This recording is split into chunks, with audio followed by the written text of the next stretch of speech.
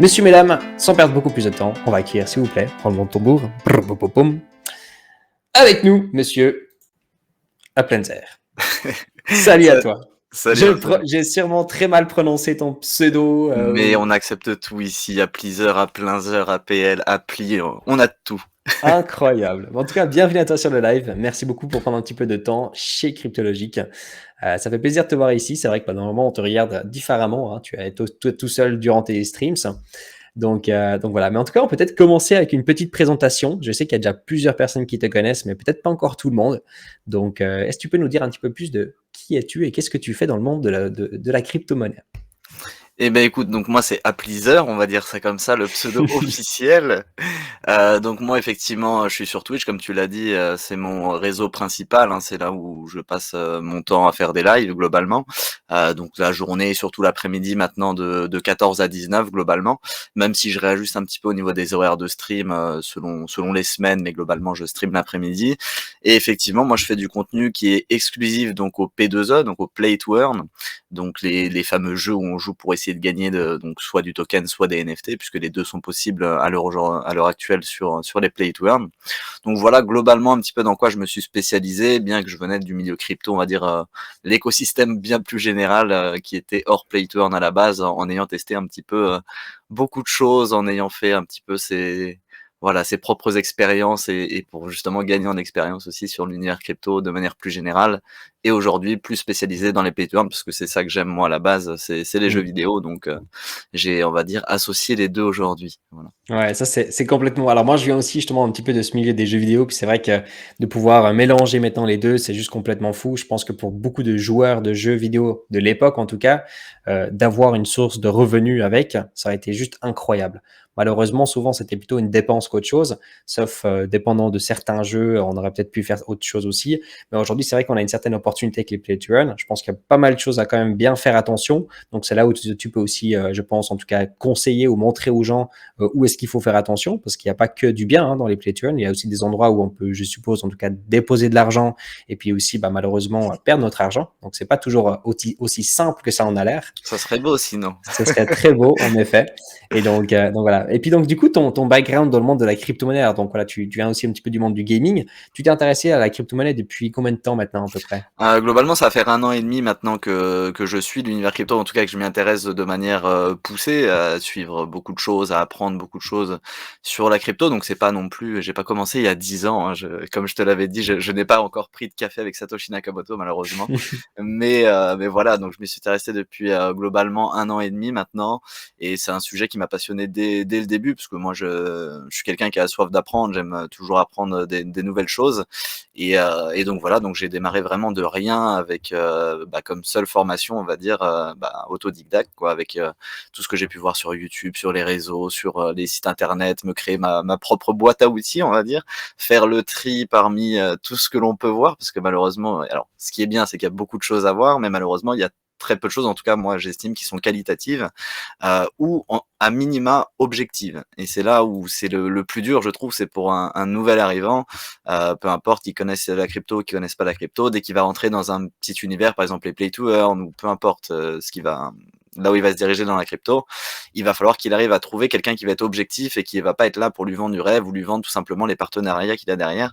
Et c'est un petit peu le grand problème, je trouve, aujourd'hui dans le milieu des crypto-monnaies, c'est qu'il y a beaucoup de monde, mais il y a beaucoup de partenariats, quoi. Je suis tout à fait d'accord, ouais. C'est vrai, puis il y a un travail énorme finalement à faire là derrière. Je suppose que tu n'as jamais de moment dans le play to earn où tu te dis ah là il n'y a plus rien d'intéressant. Je pense que tu as constamment des choses à rechercher, des nouveaux jeux qui sortent constamment, des propositions aussi sûrement de play to earn, des choses comme ça parce que tu fais aussi comme du streaming donc peut-être que on te contacte aussi. Est-ce que tu peux peut-être nous parler un petit peu plus de ça, voilà, sur le côté de comment est-ce que toi tu fais pour faire tes recherches aujourd'hui de projets play to earn finalement? Est-ce que tu vas sur Google? Est-ce que tu écoutes d'autres influenceurs? Comment tu fais tout ça? Alors effectivement, moi j'ai tout un process, on va dire. Alors je sais pas si c'est possible de partager l'écran ou Oui, pas, bien du sûr. coup, pour Ouais, ouais. montrer un petit peu. Je suppose qu'il faut Pas que de je mette problème. partager. Yes. Puis après, tu me dis quand tu es prêt, puis comme ça, moi, je peux partager après ton écran. Alors je suppose que ça va être ça, tout l'écran, oui. Hop. Normalement, ça devrait être bon. Alors je vais mettre ça pour Voilà. pas qu'il y ait de... Voilà, tu me dis quand je peux partager ton Ah écran. bah, moi, c'est bon, normalement, tu peux y aller, normalement, tu dois avoir le fichier Excel. Parfait. Exactement. OK, super. Bah, je vais commencer par la base déjà avant de montrer ce fichier Excel, qui est ici. Alors, je vais m'ouvrir Le une petite page internet. Si je peux quand même dire, hein, le back screen du Ah, gamer, quand même. exactement, le backscreen de Valorant, ça me paraît, tout à fait important. Voilà, donc je vais récupérer ça comme ça, j'ai le retour en même temps, ça sera mieux. Hop. Donc voilà. Donc déjà, premier site qui est, on va dire, un des piliers ou en tout cas un fondement des Play to Earn pour celui qui connaît pas du tout l'univers et qui se dit, bah voilà, moi je connais pas les jeux qu'il y a pour justement jouer à des jeux crypto qui permettent de récupérer de la crypto, soit token, soit NFT. Où est-ce que je me dirige? J'ai envie de dire le premier site, ça va être playtoearn.net.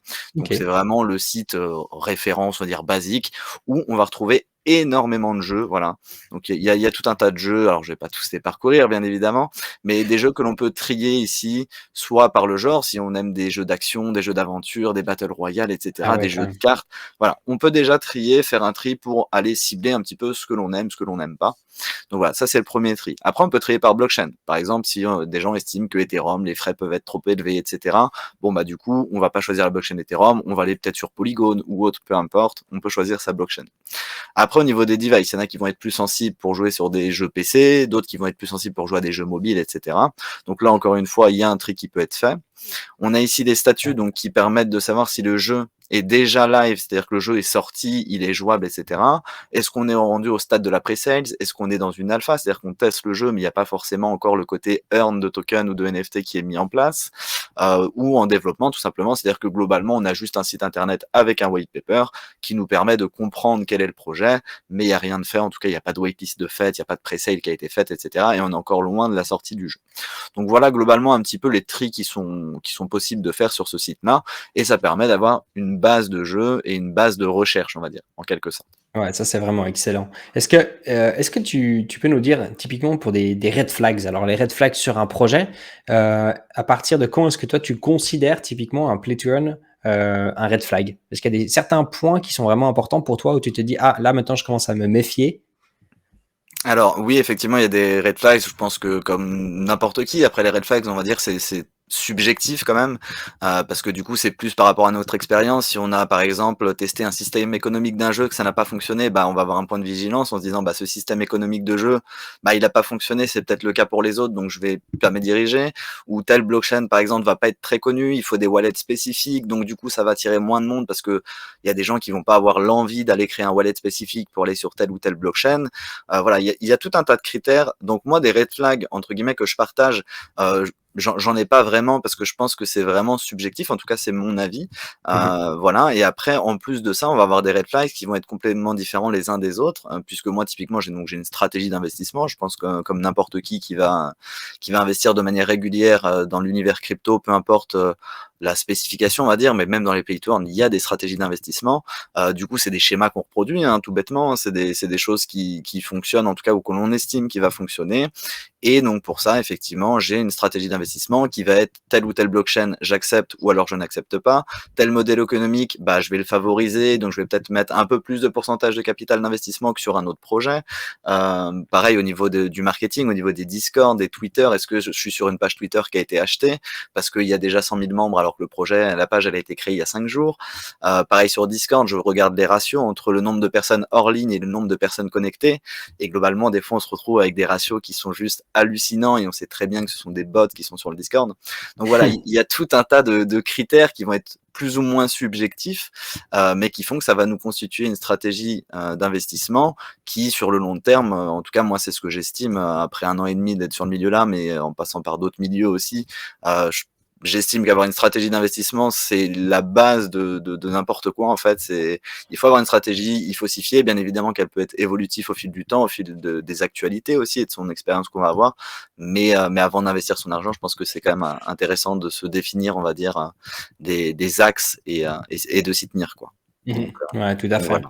Il y a quelqu'un ici qui dit, est-ce que les jeux Oracle, est-ce que c'est un red flag pour toi? Alors Pour moi, non. Alors même si effectivement ça commence à évoluer et je trouve qu'on en voit de moins en moins. Mais voilà, en fait, il y aura toujours des périodes. Et moi, ce que je dis toujours sur les systèmes économiques, parce que j'en identifie beaucoup, là j'ai toute une page ici. Alors, je peux pas aller là à cause de ça. Ah si, c'est bon, je peux le Ah, bouger. tu peux Voilà. aussi le masquer si tu veux. Si tu Ah, le je peux le reprends, masquer. Ah tu oui, peux effectivement. masquer, ouais, et voilà, Nickel. magnifique. Il te Voilà. dérange pas.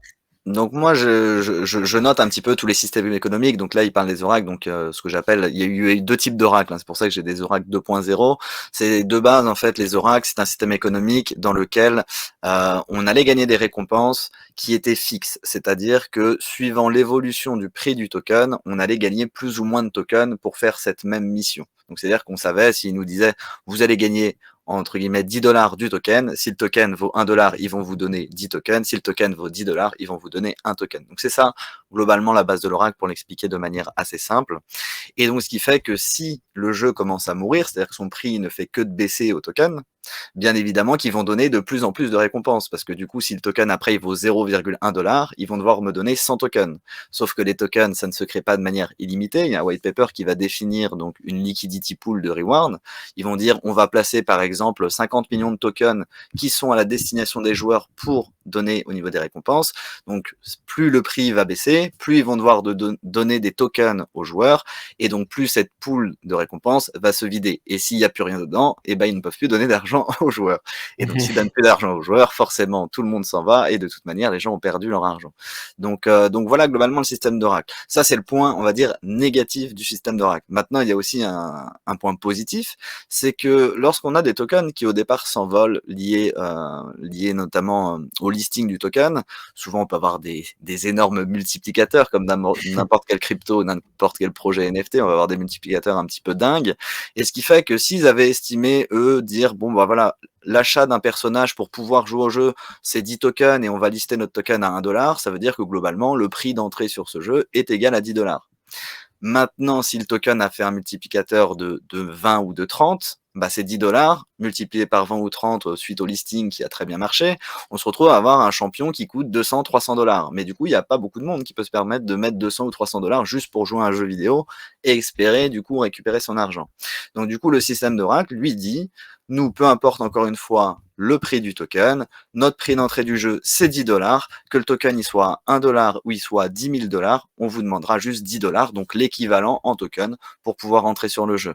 Donc ça, c'est le côté positif, c'est-à-dire qu'on va avoir un accès beaucoup plus facile au jeu parce que c'est le jeu qui va déterminer le prix d'entrée pour jouer au jeu. Donc voilà, donc moi, j'ai pas de red flag sur des systèmes économiques. Moi, mon intérêt surtout, c'est de comprendre comment ça fonctionne et quels sont les avantages et quels sont les inconvénients pour bien comprendre dans quoi je vais mettre les pieds. Donc c'est toujours ça, moi, ma réflexion, peu importe les sujets, que ce soit des systèmes économiques, du marketing qui est mis en place, etc., etc. Moi, ce que je cherche à comprendre, c'est, OK, ils ont mis ça en place, j'essaye de me mettre à la place des développeurs et je me dis, s'ils ont mis ça en place, c'est pour quelles raisons?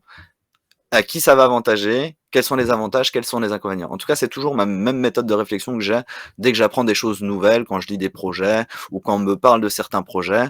Là, typiquement, on m'a dit récemment, voilà, il y a eu un nouveau smart contract sur lequel les gens ne peuvent pas trader le token parce que quand on achète du token sur PancakeSwap, par exemple, il est intradable et on ne peut pas le revendre à moins de 24 heures après. J'ai dit, OK, très bien, mais du coup, c'est quoi la finalité? Et donc, moi, c'est toujours ça que je cherche à comprendre, c'est quels vont être les avantages, quels sont les inconvénients, parce qu'il y en aura forcément des avantages et des inconvénients, peu importe les décisions qui sont Ouais, prises c'est par les vrai. projets. Ouais, tout à fait. Je pense qu'il faut toujours voir ça un petit peu plus à long terme aussi. C'est vrai que le court terme peut vite faire peur aussi à beaucoup de personnes, hein. Des fois, on voit des ROI à des centaines de pourcentages et donc ça attire aussi vite beaucoup de monde parce qu'on se dit, voilà, on fait vite des calculs et puis on a l'impression que, OK, là, c'est bon, on peut rentrer. Et donc, malheureusement, des fois aussi, à cause de certains chiffres qu'on met en avant avec des gros ROI, eh ben, les gens, des fois, ils font pas vraiment attention, ils ont pas un bon risk management. Et donc, du coup, ils vont mettre beaucoup trop d'argent dans un certain jeu parce qu'ils ont l'impression qu'ils peuvent gagner beaucoup avec. Et malheureusement, ce sera celui-ci-là qui va être complètement chuté. On sait très bien qu'il est ROI avec des milliers de pourcentages. Il y a la majorité du temps, on peut aussi, ça peut clairement s'écrouler. Si le token perd 90, 90% de sa valeur, ben, les 1000% ou les plus de 1000% ROI ne changent quasi plus rien. On est toujours quand même en négatif. Et donc, c'est souvent des choses comme ça qui se passent. Et je pense qu'il y a un travail énorme à faire sur la token economics en général de ces projets play to earn. Et puis, sur le côté aussi de l'équipe, est-ce que l'équipe, tu regardes beaucoup? Est-ce que c'est pas vraiment une grande importance pour toi? Parce que c'est Alors, souvent des boîtes, non, qui créent justement tous ces jeux. Alors pas forcément, il y a beaucoup de gens en fait, de toute manière les play to earn ça a été la hype globalement depuis, j'ai envie de dire maintenant 6 mois à peu près, peut-être un peu plus de 6 mois où il y a une réelle hype on va dire autour, des projets play to earn comme ça a pu être les NFT on va dire qu'on commençait globalement j'estime en termes de hype, plutôt vers mars-avril l'année dernière, qui a vraiment commencé à avoir cette hype NFT. La hype, play to earn a suivi et en fait à partir de là, l'argent attire du monde, hein, tout simplement et à partir de là, il y a eu énormément de projets. C'est bien pour ça que sur, ce même site, il va y avoir des milliers de projets, puisqu'il y a des projets qui sortent tous les jours et parce qu'on va j'ai envie de dire presque n'importe qui peut créer son propre jeu. Il y a rien de compliqué, que ce soit en termes de développement. Pour des jeux simples, ce qu'on appelle des clickers, c'est des jeux où il y a pas réellement de gameplay, on va juste cliquer sur un bouton ou un autre Mmh. pour lancer sa mission et on va recevoir un message en disant: «Votre mission a réussi, vous récupérez tant de tokens» ou alors: «Votre mission a échoué, vous avez perdu, du coup, et donc vous n'avez rien gagné tout simplement». Donc voilà, donc c'est pas très compliqué en soi pour créer un jeu, donc du coup ça amène beaucoup de monde. Maintenant en termes d'équipe, moi j'avoue que c'est un facteur que je vais regarder, pas énormément. Je m'explique pourquoi, tout simplement parce qu'aujourd'hui sur les équipes, elles sont, pas du tout transparentes. Dans le sens sur les white papers, c'est rare qu'on va retrouver des liens LinkedIn ou qu'on va avoir des présentations des personnes et cetera en vidéo ou ce genre de choses. Pourquoi? Parce qu'il y a eu beaucoup de menaces sur les développeurs de jeux puisque, comme dans n'importe quel projet, il y a des gens qui gagnent de l'argent et donc pour eux tout va bien, mais malheureusement il y en a qui perdent de l'argent. Et Mmh. dans les gens qui perdent de l'argent, il y en a qui pour qui c'est critique et ça peut changer leur vie comme tu l'as dit. Du coup, il y a des gens qui pensent que c'est facile de gagner de l'argent, ils vont mettre beaucoup d'argent et des fois leur économie pour pouvoir, justement essayer de gagner encore plus d'argent. Mais malheureusement, c'est le projet qui va faire qu'ils vont tout perdre et ces gens-là peuvent être extrêmement énervés et du coup, il y a eu beaucoup de développeurs qui ont reçu des menaces de mort et cetera. Ça allait assez loin pour le coup sur, pas mal de projets et depuis ça, du coup, on va dire que les équipes communiquent beaucoup moins et sont beaucoup moins transparentes. Déjà, les KYC sont faits avec des audits, ce qui fait que du coup, nous, on n'a pas, entre guillemets, «l'identité de l'équipe», on ne sait pas forcément d'où elle vient, mais en tout cas, on a des confirmations par des tech audits, par des, certics et cetera, qui nous disent: «Oui, effectivement, le projet a bien été audité». Donc moi, c'est surtout cet aspect-là que je vais regarder, c'est au niveau des audits. Quel est l'auditeur qui a fait? Est-ce que c'est certic? Est-ce que c'est solid proof? Est-ce que c'est tech audit? Peu importe.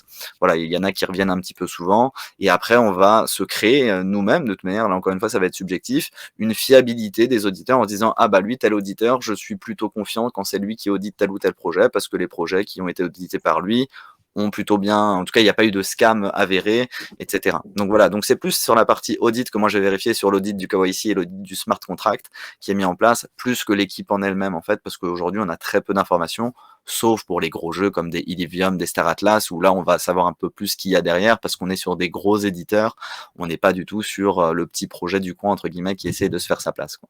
Mmh. OK, ouais, je vois tout à fait. On parle un petit peu sur le chat actuellement sur Crypto Gangster. Est-ce que tu connais? Ah bah, tout à fait, parce que je suis partenaire du jeu. Donc tu parlais des Ah! partenariats aussi, on va revenir sur cet aspect-là. Parce que moi, c'est des choses sur lesquelles je suis, très transparent. Donc, juste par rapport à ça, justement, je vais montrer par exemple mon Discord. Sur mon Discord, j'ai un onglet partenariat qui permet de dire: «Bah, voilà, je suis tel partenariat de tel ou tel jeu». Donc par exemple, ici, on voit que je suis Très bien. partenariat avec Crypto Gangster, donc, le jeu dont tu viens de me parler. Donc moi, c'est pour ça que j'ai fait ça, c'est pour montrer justement, oui, je suis partenaire du jeu. Donc comme ça, pour toutes les personnes qui pensent qu'à partir du moment où un influenceur, parce que, c'est comme ça qu'on nous appelle aujourd'hui, hein, quand on est sur les réseaux, YouTube et cetera, Twitch, on nous appelle les influenceurs.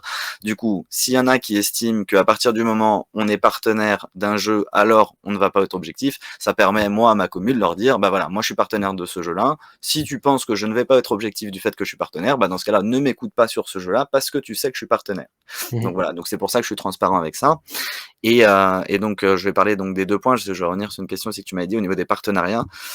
Effectivement, il y a énormément de demandes de partenariat. C'est-à-dire que moi, en tant que streamer, je reçois des dizaines et des dizaines de demandes de partenariat, heu, qui s'y sont liées forcément à des play to earn globalement, même si ça m'arrive de recevoir des demandes de partenariat sur d'autres choses. J'ai eu des cartes cadeaux, ce genre de choses. Bien sûr. Voilà, on reçoit quand même beaucoup de demandes sur les play to earn et moi, l'heure actuelle, comme tu as pu le voir là, j'ai 4 partenariats que j'ai fait depuis le début. Donc moi, j'ai commencé à streamer, depuis décembre, donc en 4 mois. Donc c'est très peu de partenariats acceptés. Pourquoi? Parce que, j'ai du mal moi à être partenaire de jeu, parce que je me dis c'est-à-dire que je mets aussi en avant «le jeu» entre guillemets, dans le sens où on associe mon image avec ce jeu. Or, c'est très difficile, comme je te l'ai dit, avec les équipes de savoir est-ce que le jeu, ça va être un scam, est-ce que ça va pas être un scam, et cetera. Du coup, j'ai un peu du mal à m'associer à des projets et quand je m'associe à des projets, c'est que j'ai de bonnes raisons de penser que globalement, le terrain est plutôt safe, voilà. Donc c'est pour ça que moi j'ai très peu de partenariats. Maintenant, oui, il y a des demandes de partenariat à foison et dès que j'ai commencé, j'ai envie de dire, en tout cas pas loin, dès que j'ai commencé à avoir, globalement 50 viewers, en moyenne sur mes lives, les demandes de partenariat ont commencé à arriver. Donc il est clair et net qu'aujourd'hui sur Twitch ou sur YouTube ou sur les réseaux sociaux, Twitter et cetera, dès qu'on commence à avoir un minimum de monde, dites-vous que tout le monde reçoit des demandes de partenariat en abondance. Alors après, il y en a qui vont accepter, il y en a d'autres qui vont pas accepter. Nous, c'est plus simple pour nous en tant qu'influenceurs parce que comme on sait les demandes de partenariat qu'on a reçues, on se doute que si on l'a reçu, notre collègue, il les a reçus aussi. Et donc, quand on les voit parler de certains jeux, des fois, on se dit, oui, bon, je sais pourquoi tu parles du jeu, et puis voilà. Bien Donc, c'est vrai que sûr. ça peut être plus dur sur la partie viewership, entre guillemets, dans le sens où bah, vous n'avez pas forcément les informations de quel jeu on est partenaire ou pas. C'est pour ça que moi, je suis très transparent là-dessus, parce que donc, je suis dans le milieu du gaming, moi, depuis des dizaines et des dizaines d'années maintenant. Et donc, du coup, j'avais déjà ces problèmes-là à l'époque sur des jeux, quand je voulais jouer à des jeux où j'avais des retours, mais je me disais toujours, est-ce qu'il est partenaire, pas partenaire? Pareil, quand j'ai commencé la crypto, ok, il me parle de telle ou telle crypto qui, soi-disant, va révolutionner le monde, mais si c'est parce qu'il a pris un billet de 2000 $ derrière, je comprends mieux pourquoi il me dit ça. Donc, c'est un Bah, peu le bien sûr. problème. Donc, c'est pour ça que moi, j'essaye d'être le plus transparent. Voilà. Et, C'est très bien. Je pense qu'aujourd'hui, enfin, les gens, ils le savent, mais pas malheureusement tout le monde. Même nous, par exemple, chez Cryptologique, on fait pas spécialement du play to earn. Et puis, c'est vrai que bah, je reçois des offres chaque semaine. Hein, je reçois des offres pour des play to earn. Alors, la majorité, c'est pas spécialement des play to earn directement, mais c'est vrai que bah, on reçoit ça chaque semaine. Et malheureusement, quasi tout, en tout cas, c'est de la merde, hein, si je peux dire ça comme ça, pour être honnête. Donc c'est vrai que des fois, je prends même plus le temps pour répondre. Mais c'est vrai qu'il y a, il y a beaucoup de propositions de gauche à droite. Il faut vraiment faire attention pour toutes les personnes aujourd'hui qui regardent plein d'influenceurs différentes aujourd'hui sur les réseaux. C'est toujours très important de toujours faire votre propre recherche, do your own research, et puis de peut-être même écouter plusieurs personnes pour justement avoir un avis un petit peu différent. Puis n'hésitez pas à poser des questions. J'ai vu que tu avais justement un très bon Discord, donc c'est typiquement des endroits où on peut poser des questions. Il y a des gens qui sont aussi un petit peu dans le même milieu, donc ne vous faites pas avoir hein, sur les réseaux aujourd'hui. S'il y a quelqu'un qui vous dit ah ça c'est le meilleur jeu, vous allez gagner beaucoup d'argent, faites bien votre recherche parce que s'il vous dit ça, c'est sûrement parce que lui il est déjà in the game. Et puis souvent on a ces jeux justement où c'est tant qu'on a de l'argent qui rentre, et ben ça fait en sorte que le jeu peut garder un petit peu plus de temps, en tout cas sur le marché. Mais la majorité, si on regarde la token economics et puis le but du jeu, on sait très bien que dans les prochains mois en général, bah, il va disparaître. On le sait comme c'est ça. la majorité. C'est pour ça, si je C'est... peux me... Ah oui, pardon, excuse-moi, vas-y. Non, non, vas-y seulement. Ah, juste si je peux me permettre d'ajouter juste un élément supplémentaire, parce que tu parlais effectivement de faire nos propres recherches et du coup d'aller se renseigner sur divers influenceurs, etc. Et hors médias, etc. Donc des sites internet et de vos propres boîtes à outils. J'ai même envie d'aller un petit peu plus loin dans ce cercle-là, notamment sur Twitch, mais je pense que sur YouTube, alors c'est juste que je maîtrise moins YouTube dans le sens où j'y vais un peu moins, donc je maîtrise moins. Mais j'allais dire, sortez même des communautés, parce qu'aujourd'hui, quand on voit la communauté Crypto FR, pour faire le tour forcément, moi je suis aussi ce qui se passe sur les autres streams, hein, autres que les miens, et on se retrouve en fait à être toujours dans le même, dans la même boucle, c'est-à-dire qu'on passe d'un stream à l'autre, on va entendre parler des mêmes projets. Alors partenaire ou pas partenaire, j'ai même pas envie de rentrer dans ce débat-là, mais ce qu'il en est, c'est que du coup on va entendre parler que des mêmes projets. Et donc du coup en fait ce qui se passe, c'est que les viewers qui sont sur, par exemple sur mon live, bah quand je vais changer de live parce que moi j'ai cut ou quoi que ce soit, ils vont se balader sur un autre live, et en fait c'est les mêmes gens qui parlent entre eux, parce que cette commu elle est très petite, on va dire, sur cette commu FR Play to Earn, elle est très petite, et bah comme sur un chat, hein, s'il y a 100 viewers, il y en a une dizaine, quinzaine, vingtaine qui vont parler grand maximum, il y en a 80 qui vont rester sans rien dire, et ce qui est tout à fait normal. Moi j'étais exactement pareil avant, je communiquais très peu sur les lives. Mmh. En fait on se retrouve avec une toute petite communauté qui écrit en fait, et qui vont faire participer aussi le streamer dans ces échanges, et du coup en fait on se retrouve dans un cercle très fermé où tout le monde va entre guillemets se chauffer sur des jeux qui de base, oui, tout le monde était en mode ouais pas fou, mais du coup on en entend parler à 14h, puis à 15h sur l'autre stream, puis à 17h sur un autre stream, et on se dit ah mais en fait, il y a tout le monde qui en parle, ce jeu-là, il y a peut-être une vraie hype, tout le monde en parle, et on arrive vite à ce côté, tout le monde en parle, alors qu'au final, c'est 20 personnes, 30 personnes qui en parlent, et du coup, il y a une espèce de fausse hype qui se crée en se disant: «C'est le projet de l'année, tout le monde en parle, allez que je vais acheter une land» ou «Vas-y que je vais acheter un NFT». Non, donc moi je conseillerais même déjà de changer de canal qui est Twitch, et bah peut-être aller voir sur YouTube ou aller voir sur Twitter ou aller voir sur playtoearn.net pour aller prendre des informations, ou même des fois changer de langue, c'est-à-dire qu'aujourd'hui la communauté FR elle est très petite, en tout cas sur la partie Play to Earn, et du coup des fois changer de langue et partir voir des streams espagnols, des streams anglais, même si on comprend pas tout, à minima aller voir le titre des lives ou juste aller cliquer 2-3 minutes pour voir quel jeu apparaît à l'écran et on va se rendre compte qu'on parle pas du tout des mêmes jeux. Et du coup, la hype que nous, on a en France parce qu'on voit 5 streams et les 5 parlent du même jeu, on va se rendre compte que dès qu'on change de langue, ah bah ils parlent pas du jeu, c'est que c'est peut-être pas si international que ça et on est peut-être que dans un microcosme. Donc du coup, voilà les fameux FOMO que je vois dans le chat qui Exact. apparaissent. Et effectivement, c'est un peu ce qui se passe et c'est pour ça que j'essaye de mettre moi des petites sonnettes d'alarme aux gens en leur disant attention, méfiez-vous, si vous êtes dans un milieu très fermé, forcément vous allez vous hyper entre vous alors qu'il n'y a pas de hype. Or, c'est 30 personnes en fait du streaming français, Mais bien sûr. Mais donc c'est un très bon point et c'est bien que que tu le redises aussi et je pense que tu le dis jamais assez sur tes lives également.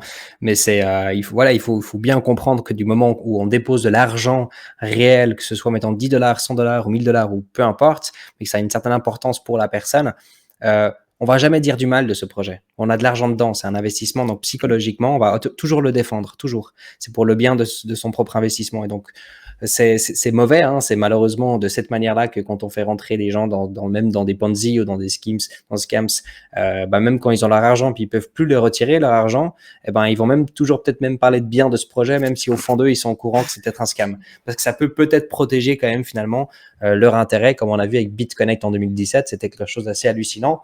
Et c'est voilà, c'est tant qu'après il y a assez d'argent qui rentre, bah ça continue, puis bah des fois c'est vrai que ça peut ça engendrer prend des proportions énormes, effectivement. Exactement, mais c'est un très bon point que tu viens de dire et donc je pense qu'il faut constamment faire attention.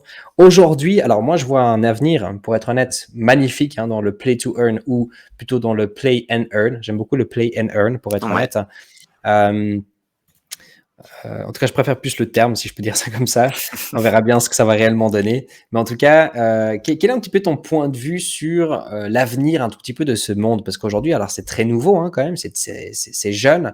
Naturellement, on a beaucoup voilà, de recherches à faire. On ne sait pas C'est trop ça. qu'est-ce qu'on peut faire, qu'est-ce qu'on peut pas faire, qu'est-ce qui est bien, qu'est-ce qui est pas bien. Est-ce que tu vois un bel avenir justement pour ce côté play to earn? Et puis dans combien de temps à peu près tu penses que ça va être un petit peu changé et comment tu vois un petit peu cette vision? Bah alors moi par rapport à ça justement, alors effectivement on a très peu de recul, donc là l'avis déjà que je vais donner il est complètement subjectif, il y a rien Mm. d'objectif là-dedans, c'est juste le propre avis que moi je me fais par rapport à ce milieu-là, hein, des play to earn. Globalement, bah comme je disais au début, en fait on a vu qu'il y avait une hype sur les play to earn, donc bref les jeux pour gagner de l'argent, hein, peu importe comment on les appelle, donc ces jeux-là. Et donc du coup il y a beaucoup de gens qui se sont mis à développer des jeux, mais des jeux en 2 semaines, hein. C'est-à-dire que des fois il y a des jeux qui prenaient 1 semaine pour être sortis, donc il y avait absolument aucun travail derrière, pas d'équipe ni quoi que ce soit. Le but, c'était juste que des gens rentrent, les premiers étaient servis, gagnaient de l'argent, ceux qui arrivaient après en perdaient. On est dans un schéma de Ponzi, mais comme dans plein de domaines de la vie hors les cryptos. Donc moi, ce terme Ponzi me choque pas entre guillemets, puisque j'ai envie de dire on peut assimiler le Ponzi à beaucoup de choses. Bien Donc sûr. voilà.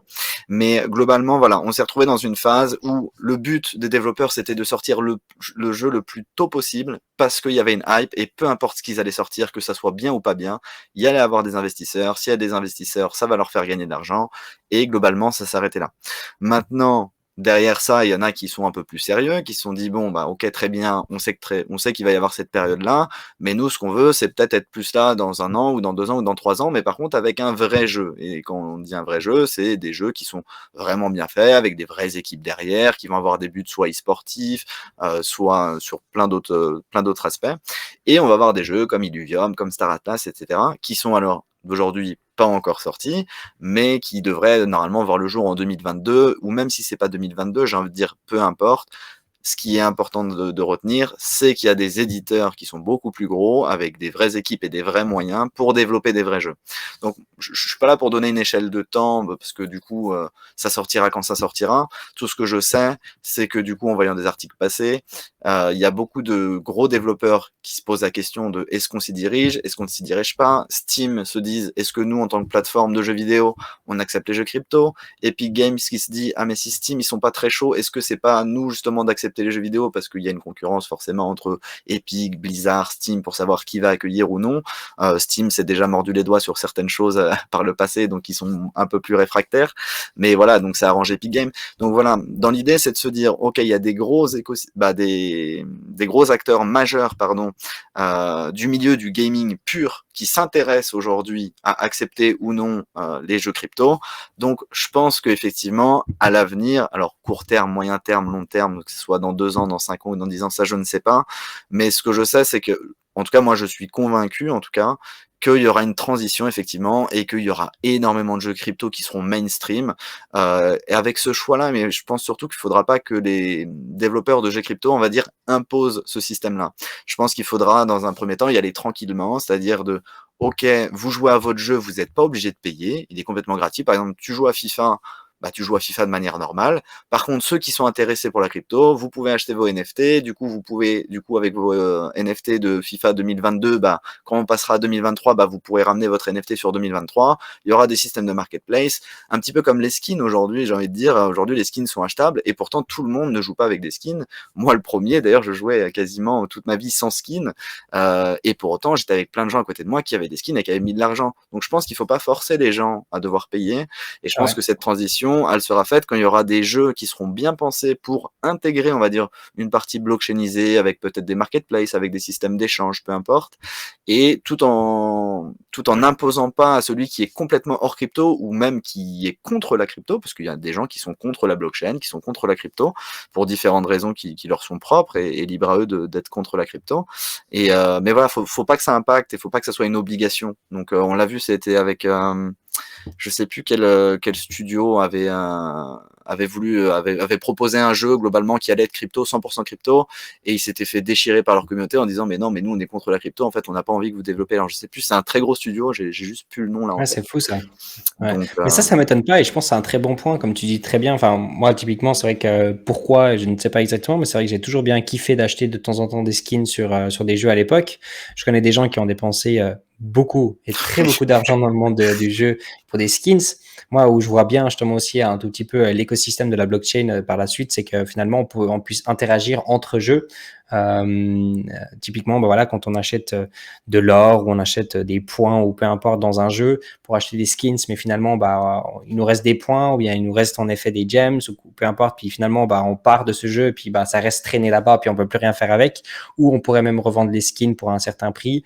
Et ben, ça restera toujours dans ce jeu-là en fait. On peut plus rien faire avec si on joue plus à ce jeu. Moi, comme je vois aussi l'avenir, c'est qu'on puisse justement aussi après transférer justement ces points ou ces gems pour d'autres jeux et puis qu'on puisse justement interagir et puis ça a aussi une certaine valeur aussi ailleurs pour que ce soit intéressant pour tout le monde. Mais que je pense qu'en effet, ouais, c'est un très très bon point, le fait de ne pas obliger les gens à dépenser de l'argent pour pouvoir participer. C'est très important et surtout aussi parce qu'on a eu justement Abondance avec nous juste avant. Et c'est vrai qu'on a beaucoup de jeux NFT aujourd'hui où malheureusement, eh ben, euh, des fois, ou plus d'argent que tu as, et des fois c'est même illimité, eh ben, en fait, tu peux détruire le jeu, façon de parler, parce que ben, en fait, tu deviens le meilleur joueur parce que tu dépenses beaucoup d'argent. Et ça, c'est tout dans l'opposé, dans le but des jeux, en tout cas de mon point de vue. Et bon, on est bien d'accord. Après, malheureusement, ça existe aussi, même sur des jeux qui sont non blockchainisés. Si tu prends des jeux mobiles comme Clash Royale ou même des jeux comme Hearthstone, etc., c'est des jeux qui sont free-to-play, c'est-à-dire qu'on peut jouer de manière gratuite à ces jeux-là. Mais par exemple, si tous les deux on commence Hearthstone, tu vas jouer de manière gratuite à déverrouiller tes cartes au fur et à mesure, alors que moi, je vais Il y a arriver, je quelques vais années, mettre ouais. 200 euros, et bah forcément, jour 1, avec mes 200 euros, je vais avoir plein de cartes qui seront bien meilleures que les tiennes, ou sur Clash Royale, ou peu importe le jeu, et je vais être Ouais, meilleur que toi. c'est ça. Même si j'ai pas forcément plus de skills, c'est juste que je vais avoir des meilleures cartes et des meilleurs sorts, donc ce qui fait que je vais gagner mon combat.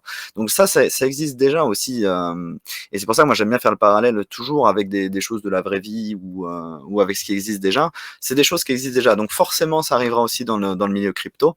C'est vrai. Maintenant après, je pense qu'il y a de la place pour tout le monde. Il y a des gens qui adorent ces systèmes de jeu. C'est pareil sur FIFA, quand on prend FIFA, ceux qui jouent, je crois, c'est le mode foot. Voilà, ceux qui mettent 1000 euros et qui vont avoir des Mbappé, des cartes Mbappé parce qu'ils ont ouvert 500 packs et qui vont choper des Mbappé, des Neymar et compagnie, bah forcément ils seront avantagés que celui qui va jouer avec des joueurs de Ligue 2, quoi. Donc il y aura toujours ce système-là. Maintenant, effectivement, après, c'est à chacun de se diriger vers des jeux qu'il aime bien et des modèles économiques qu'il aime bien, tout simplement. Donc moi, je suis pas fermé à un seul et même, on va dire, écosystème. Je pense qu'il y a de la place pour tout le monde. Et après, il y aura tellement de propositions que de toute manière, c'est aux gens de se diriger vers là où, entre guillemets, ils ont envie d'aller, quoi, tout simplement. Ouais, c'est vrai. C'est vrai qu'en plus, Hearthstone, typiquement, c'est vrai qu'on a tellement de joueurs et puis on voit que ça fonctionne. On a des jeux comme League of Legends, en effet, qui sont gratuits et puis bah, peu importe combien tu vas Ouais. dépenser, ça ne changera absolument rien dans ton gameplay. Ça, c'est vraiment un joueur. Mais ça va être, en tout cas, ce que je me réjouis, c'est le e-sport Ouais. C'est le e-sport dans la blockchain. Ça va quand même être malade. Alors, c'est peut-être pas pour demain, mais ça va complètement être fou et ça va être une belle opportunité pour des gens comme toi, je pense, qui vont déjà être dans les pionniers, hein, les personnes qui, voilà, qui parlent un tout petit peu déjà du play to earn et toutes ces choses, qui auront déjà pas mal de contenu là autour. Ben, vous allez automatiquement être les premières personnes qui vont s'intéresser à typiquement les jeux e-sport dans la blockchain. En tout cas, j'en suis quasi convaincu. Et donc, je pense qu'il y aura une très belle place pour vous à ce moment-là. Et ça, il ne faudra pas le louper, du coup, cette belle opportunité, en tout cas, du e-sport, je pense. Je ne sais pas ce que tu en penses du e-sport, mais ça Bah, va venir.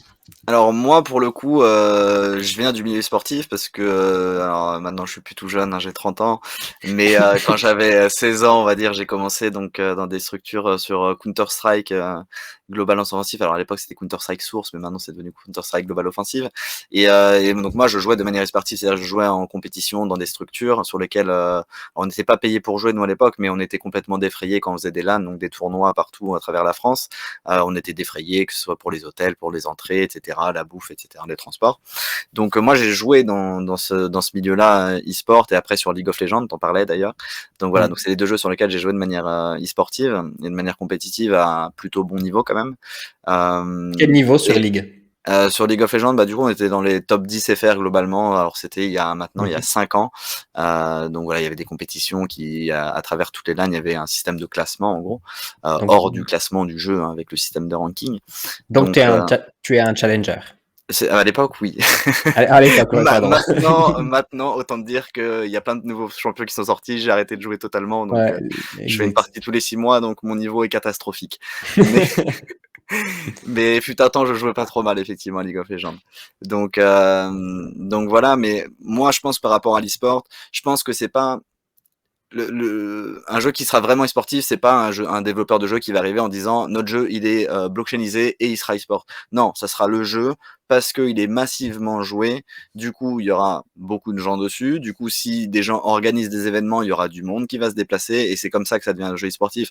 Aujourd'hui, si on prend tous les jeux e-sportifs, que ce soit les Counter-Strike, les Dota en Asie, etc., les League of Legends, ces jeux-là, pourquoi ils sont e-sportifs? Tout simplement parce qu'il y a une énorme communauté et dès qu'il y a des événements, bah forcément, ça réunit du monde, donc des cash prizes plus importants parce que les développeurs gagnent plus d'argent et c'est ça qui attire le monde. Donc même si on prend Fortnite par exemple, à l'époque, ça a marché. Pourquoi? Parce que les développeurs mettaient énormément d'argent. Depuis qu'ils en mettent moins, on en entend aussi moins parler. Je dis pas que le jeu n'existe pas, Ah, il c'est existe fou, hein. encore, bien évidemment, mais on n'a plus du tout cette même hype de Fortnite comme on peut l'avoir il y avait 2-3 ans maintenant, je crois, parce qu'il y avait des sommes folles d'argent qui étaient mis en jeu toutes les semaines, etc. Et donc ça attirait beaucoup de monde. Donc je pense qu'en fait, un jeu est e-sportif s'il a une énorme communauté. Et en fait, pour avoir une énorme communauté, tout simplement, il faut un jeu qui soit agréable à jouer et que les gens ont envie de jouer, en fait, tout simplement. Donc qu'il soit blockchainisé ou pas blockchainisé, je pense que la base de la réflexion, c'est est-ce que le jeu il est juste intéressant à jouer et auquel cas il va y avoir une énorme communauté. Donc à partir de là, on peut commencer à créer des compétitions. Il y a des structures qui vont s'intéresser parce qu'il va y avoir du viewership lors des événements et des structures e-sport. C'est quoi la base d'une structure e-sport? C'est des partenaires en fait qui viennent mettre de l'argent dans une équipe pour de la visibilité en fait. Donc c'est ça, hein, toutes les Bien équipes, sûr. qu'on prenne les Vitality, les Carmine Corp, etc. Bah en fait, comment elles existent? Elles existent parce qu'il y a des investisseurs derrière qui mettent de l'argent dans le projet parce qu'ils estiment que ça va leur apporter de la visibilité et du marketing. C'est ça derrière. Mhm. Donc s'il n'y a pas de visibilité, il n'y a pas d'investisseurs. S'il n'y a pas d'investisseurs, il n'y a pas de structure e-sport. Et s'il n'y a pas de structure e-sport, bah, il n'y a pas d'e-sport tout simplement et de compétition, quoi. C'est vrai, c'est juste. C'est tout à fait ça. Voilà. Ouais, exact. C'est un très bon point. Est-ce que tu as aujourd'hui dans ton listing, comme je vois sur ton tableau Excel, Mmh. des jeux cool? Parce Alors, qu'il y a moi, quand même beaucoup de jeux, si je peux le dire, qui sont pas très cool pour l'instant. alors, tout dépend de ce qu'on appelle des jeux cool. Voilà. Si on parle de, en fait, moi, c'est pour ça d'ailleurs, bon, petit spoil entre guillemets, je peux te montrer ça rapidement. Je suis en train de faire un espèce de guide Play to Earn.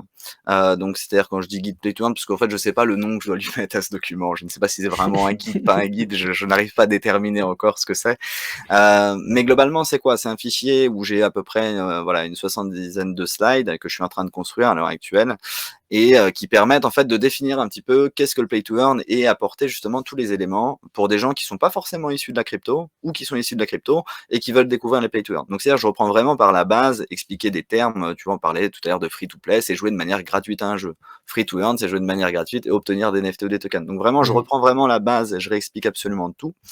Et donc au niveau des styles de jeu, quand tu me disais est-ce que c'est des jeux cool ou pas, bah, globalement, je pense que tu parles des jeux soit qui sont des click to earn, où effectivement il y a absolument aucun gameplay, on vient juste faire quelques clics qui sont nécessaires Exact. pour du coup récupérer nos NFT, nos tokens, voilà. Et donc du coup, il n'y a pas besoin de compétences particulières. Ou alors, on parle d'un jeu avec du gameplay, donc c'est-à-dire comme un jeu vidéo, comme on irait jouer à League of Legends, donc à potentiellement un Titan Arena qui peut s'y approcher avec un système de brawler. Theta Arena, je le cherchais Voilà. avant, mon Dieu, merci. Donc voilà, C'est donc c'est pour ça perturbant. qu'il y a 2 types de jeux, donc c'est pour ça que tu m'as fait une petite passe décisive vers ce document pour expliquer un petit peu aux gens, globalement comment ça marche. Donc voilà, donc des jeux, moi globalement effectivement dans ce tableau-là que je vais retrouver, on va être globalement que sur cette partie click to earn, d'accord? Parce que c'est ce qui était en vogue, les mois précédents, c'est ce qui rapportait de l'argent globalement et je pense qu'on est un peu en train de vivre une transition à l'heure à laquelle je parle là, au mois de mars, donc 2022. Je pense qu'on est en train de vivre une transition. Je ne dis pas que les click to earn sont morts, qu'il y a aucun projet qui va marcher et qui va rapporter de l'argent, c'est pas mon discours. Je dis juste que je pense que le marché crypto se portant, on va dire, de manière un petit peu bancale depuis quelques mois, ça a fait fuir énormément de monde. Je pense Yes, que tu le vois à travers ta chaîne, à travers tes stats que bien tu peux sûr. avoir dans les réseaux, et je pense qu'on est tous pareils, hein. On entend moins parler sur Twitter, on entend moins parler sur YouTube. J'avais vu au niveau des recherches là sur Google, il y a beaucoup moins de monde qui tape crypto ou NFT, etc. Donc là, on est quand même dans une vague, on est dans le creux de la vague, on va dire. Donc du coup, forcément, les clickers ne sont pas en vogue comme n'importe quel domaine. Il y a beaucoup moins de monde et ceux qui restent, globalement, ce sont les gens un petit peu plus avertis. Ce ne sont pas les gens qui viennent d'arriver, qui viennent de découvrir. C'est des gens qui, voilà, commencent un peu à comprendre. Et ils sont convaincus des play to earn ou de la crypto. Donc c'est des gens qui ont fait un peu plus de recherche que la moyenne quand on est dans une vraie on va dire sur le haut de la vague où il y a plein de gens, personne comprend rien, tout le monde met son argent un peu partout sans trop comprendre pourquoi il l'a mis là et c'est plus facile de s'en sortir. Donc là, on va dire que c'est plus compliqué de se faire de l'argent sur les play to earn au niveau des click to earn. Par contre, je pense qu'effectivement, on va commencer cette transition sur des vrais jeux avec du vrai gameplay parce que les gens en fait vont pas jouer forcément pour gagner de l'argent, mais les gens vont jouer parce que le jeu il est cool en fait, tout simplement. Ils sont en mode Mmh. bah moi en fait j'adore jouer à ce jeu. En plus de ça, il y a un petit système économique blockchainisé sur lequel je récupère des tokens ou je récupère des NFT ou alors j'ai un marketplace, je peux vendre mon skin comme tu parlais tout à l'heure. Et donc je pense qu'on est en train de se diriger un petit peu là-dedans. Voilà. Alors je pense que ça reviendra les click to earn quand il y aura une autre hype, etc. Et que du Bien coup on sera sûr. dans un marché beaucoup plus porteur et il y aura plein de gens qui vont pas connaître et entre guillemets pour ceux qui s'y connaissent bien dans les play to earn, ça sera encore plus facile pour nous de récupérer de l'argent c'est moche à dire, mais ça sera encore plus facile de récupérer l'argent de ceux qui n'y connaissent pas grand-chose, en fait. Mmh. Voilà. Donc voilà un petit peu comment je vois le truc. C'est que ce n'est pas mort les click to earn. C'est juste que ceux qui sont là commencent à bien connaître et ils savent très bien que si le jeu il est sorti depuis un mois, bah, c'est même plus la peine d'y réfléchir. Ou même s'il est sorti depuis 2 semaines, globalement, c'est mort, c'est déjà trop tard. Donc du coup, il y a beaucoup moins de monde qui rentre dans les jeux. Du coup, les tokens fluctuent forcément beaucoup moins. Et du coup, il y a moins d'argent à se faire. Maintenant, il existe des projets, et tu m'as parlé de Crypto Gangster notamment tout à l'heure, qui commencent à justement essayer de revoir un petit peu leur système économique, parce que moi, c'est un des points principaux que je regarde globalement sur tous les projets, c'est ce qui, moi, me passionne, c'est quel est le projet qui va trouver un système économique qui va faire que son jeu va être viable sur le long terme. Parce que voilà, des jeux qui durent un mois, 2 mois, bon, ça va bien 5 minutes, mais au bout d'un moment, déjà qu'il n'y a pas de gameplay, donc il n'y a pas de plaisir. On sait que le jeu, globalement, au bout de 2 semaines, un mois, 2 mois, le projet, le token, il est à zéro, il a pris moins 99%. Donc il y en a un peu marre. Et Crypto Gangster, pour le coup, ils ont l'air d'avoir trouvé un système économique qui tient la route, qu'ils ont expliqué, ils ont fait une AMA notamment, c'était avant-hier, je crois, sur Twitch, et ils ont expliqué un petit peu leur économie avec énormément de burn de tokens via des systèmes de casino, via des systèmes de réinvestissement presque obligatoires, on va dire, dans le jeu. Et ce qui fait qu'aujourd'hui, ils brûlent plus de tokens qu'ils n'en donnent aux joueurs. Et donc, forcément, ça fait qu'on a un token qui est stable, hein, je peux te le montrer rapidement, C'est un mais système, déflationniste à ce moment-là aussi. c'est ça. Et donc, du coup, le token, il est là, c'est gang, même il est en train de remonter actuellement.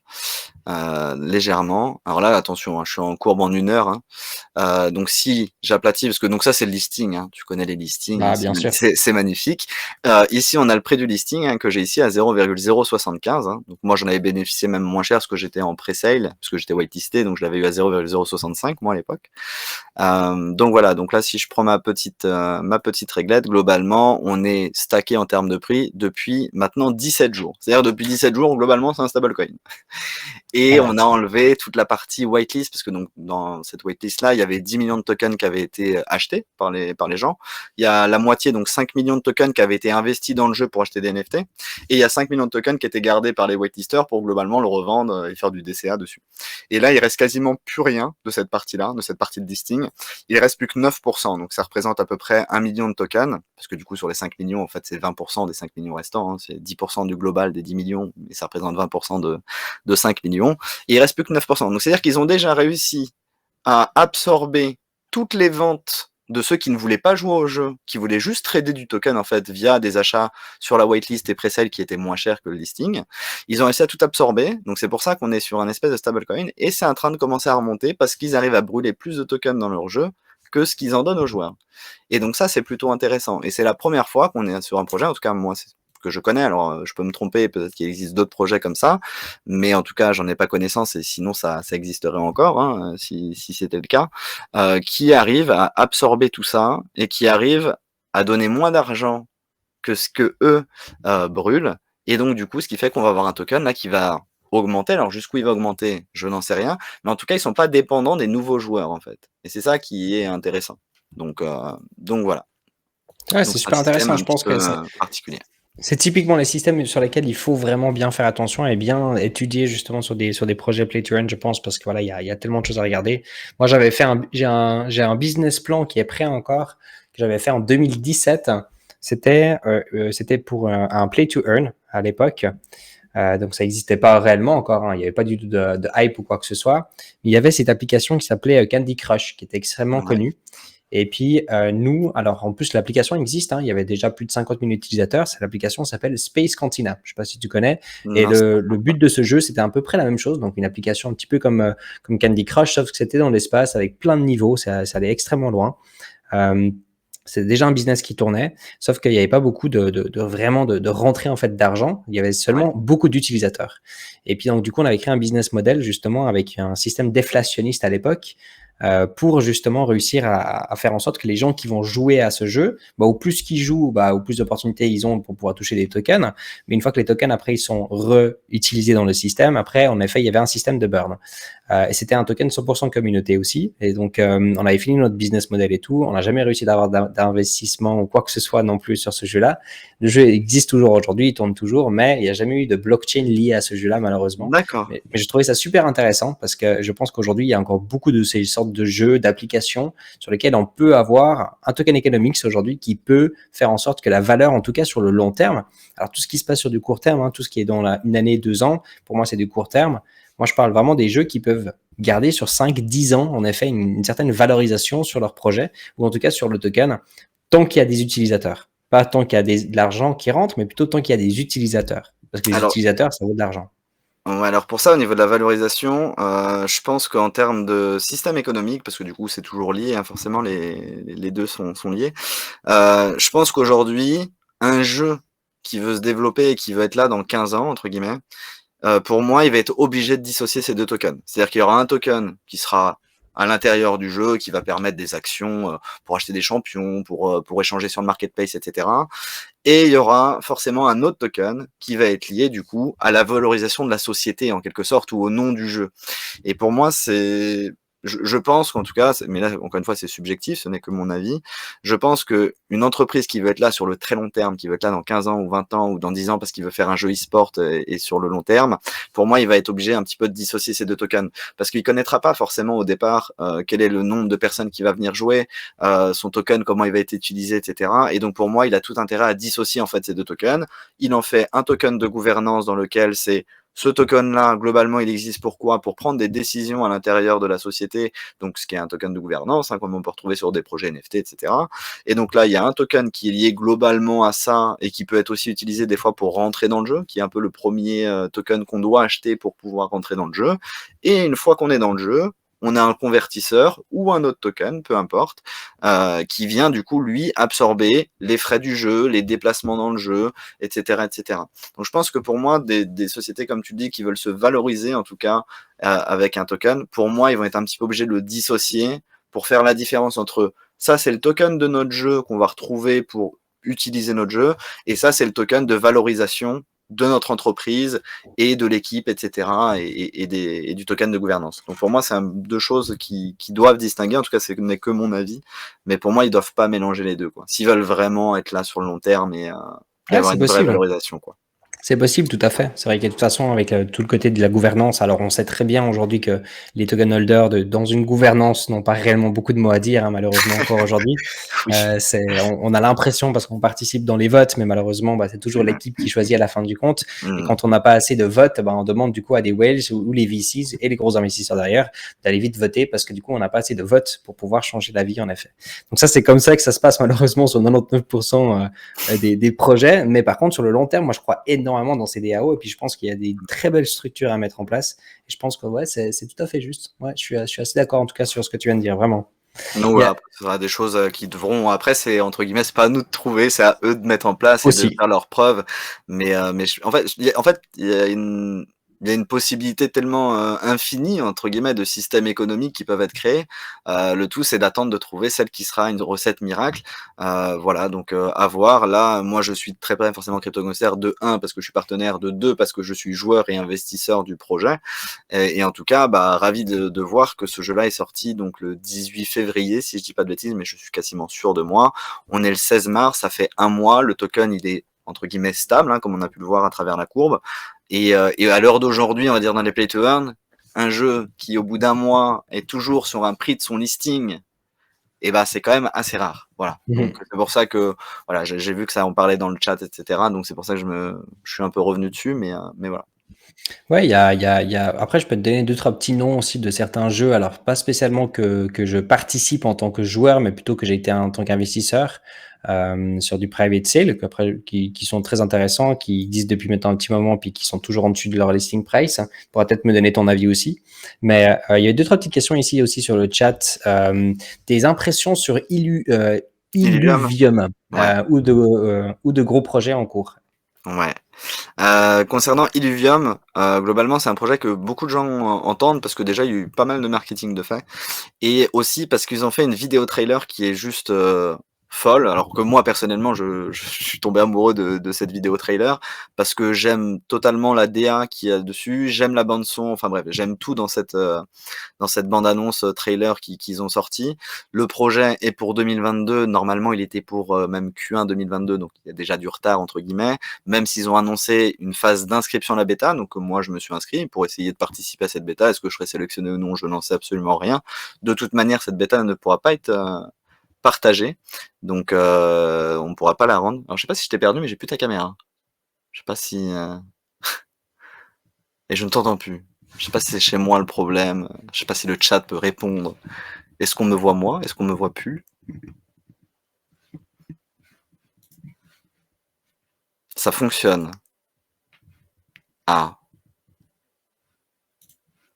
on te voit. Alors pourquoi moi ça a complètement cut de mon côté? Ce qui est beau, c'est qu'on me voit, mais moi je n'entends plus, hein. Est-ce que vous entendez Anthony du coup? Anto a disparu. Non, t'es tout seul. Je prends possession de ce live, ok? Voilà, je m'appelle Anthony, j'ai changé de maison, j'ai changé d'apparence. Bienvenue à tous. On s'en fout d'Anto, on parle entre nous du coup. Donc là aujourd'hui il est à 500 $, mais il était jusqu'à 1900 $ à un moment donné. Donc je vais vous remettre ici, voilà, on était globalement à 1800, 1900 $ ici. Donc voilà, donc on a eu une sacrée ascension du token, donc c'est pour ça que beaucoup de gens en ont entendu parler. Et donc voilà, donc moi c'est un jeu que j'attends personnellement parce qu'il y a du vrai gameplay et je crois qu'on a récupéré Anthony. Ouais, eh ben, je suis vraiment désolé. J'ai eu une coupure de mon internet. J'en ai marre, pour être honnête, parce que j'ai que des problèmes depuis des semaines chez moi. Je Ah, suis navré. Je crois que tu as pu continuer, si je me trompe pas. mais bien sûr, j'ai pu faire ban ta chaîne, le temps que tu sois parti, Incroyable. j'en ai profité, comme ça j'élimine la concurrence Qu'est-ce que tu as et voilà. dit? Qu'est-ce que tu as dit à notre belle communauté? Bah, écoute, on a repris le contrôle, on a reçu 2-3 trucs pour être ban, voilà, comme ça on est bon et on a surtout parlé d'Illuvium, parce que Ah du coup merde, c'était en la plus question. je voulais tellement savoir en plus, merde. Non, globalement, je donnais mon avis de pourquoi tout le monde déjà connaissait Illuvium. Il y a eu beaucoup de marketing de fait. On a eu un token qui est parti de quasiment rien pour monter jusqu'à 1 900 $. Donc, voilà, forcément, ça a fait du bruit, hein, sur les réseaux. On a des multiplicateurs qui sont aussi dingues. Donc voilà, donc c'est tout un tas de choses. Le côté du jeu qui est très bien, la vidéo trailer qui est incroyable, beaucoup de marketing, un token qui a explosé. Donc forcément, tout mis bout à bout fait que tout le monde connaît un petit peu Illuvium, tous les streamers en parlent, etc. Vu que la vidéo est folle, c'est un peu Hmm.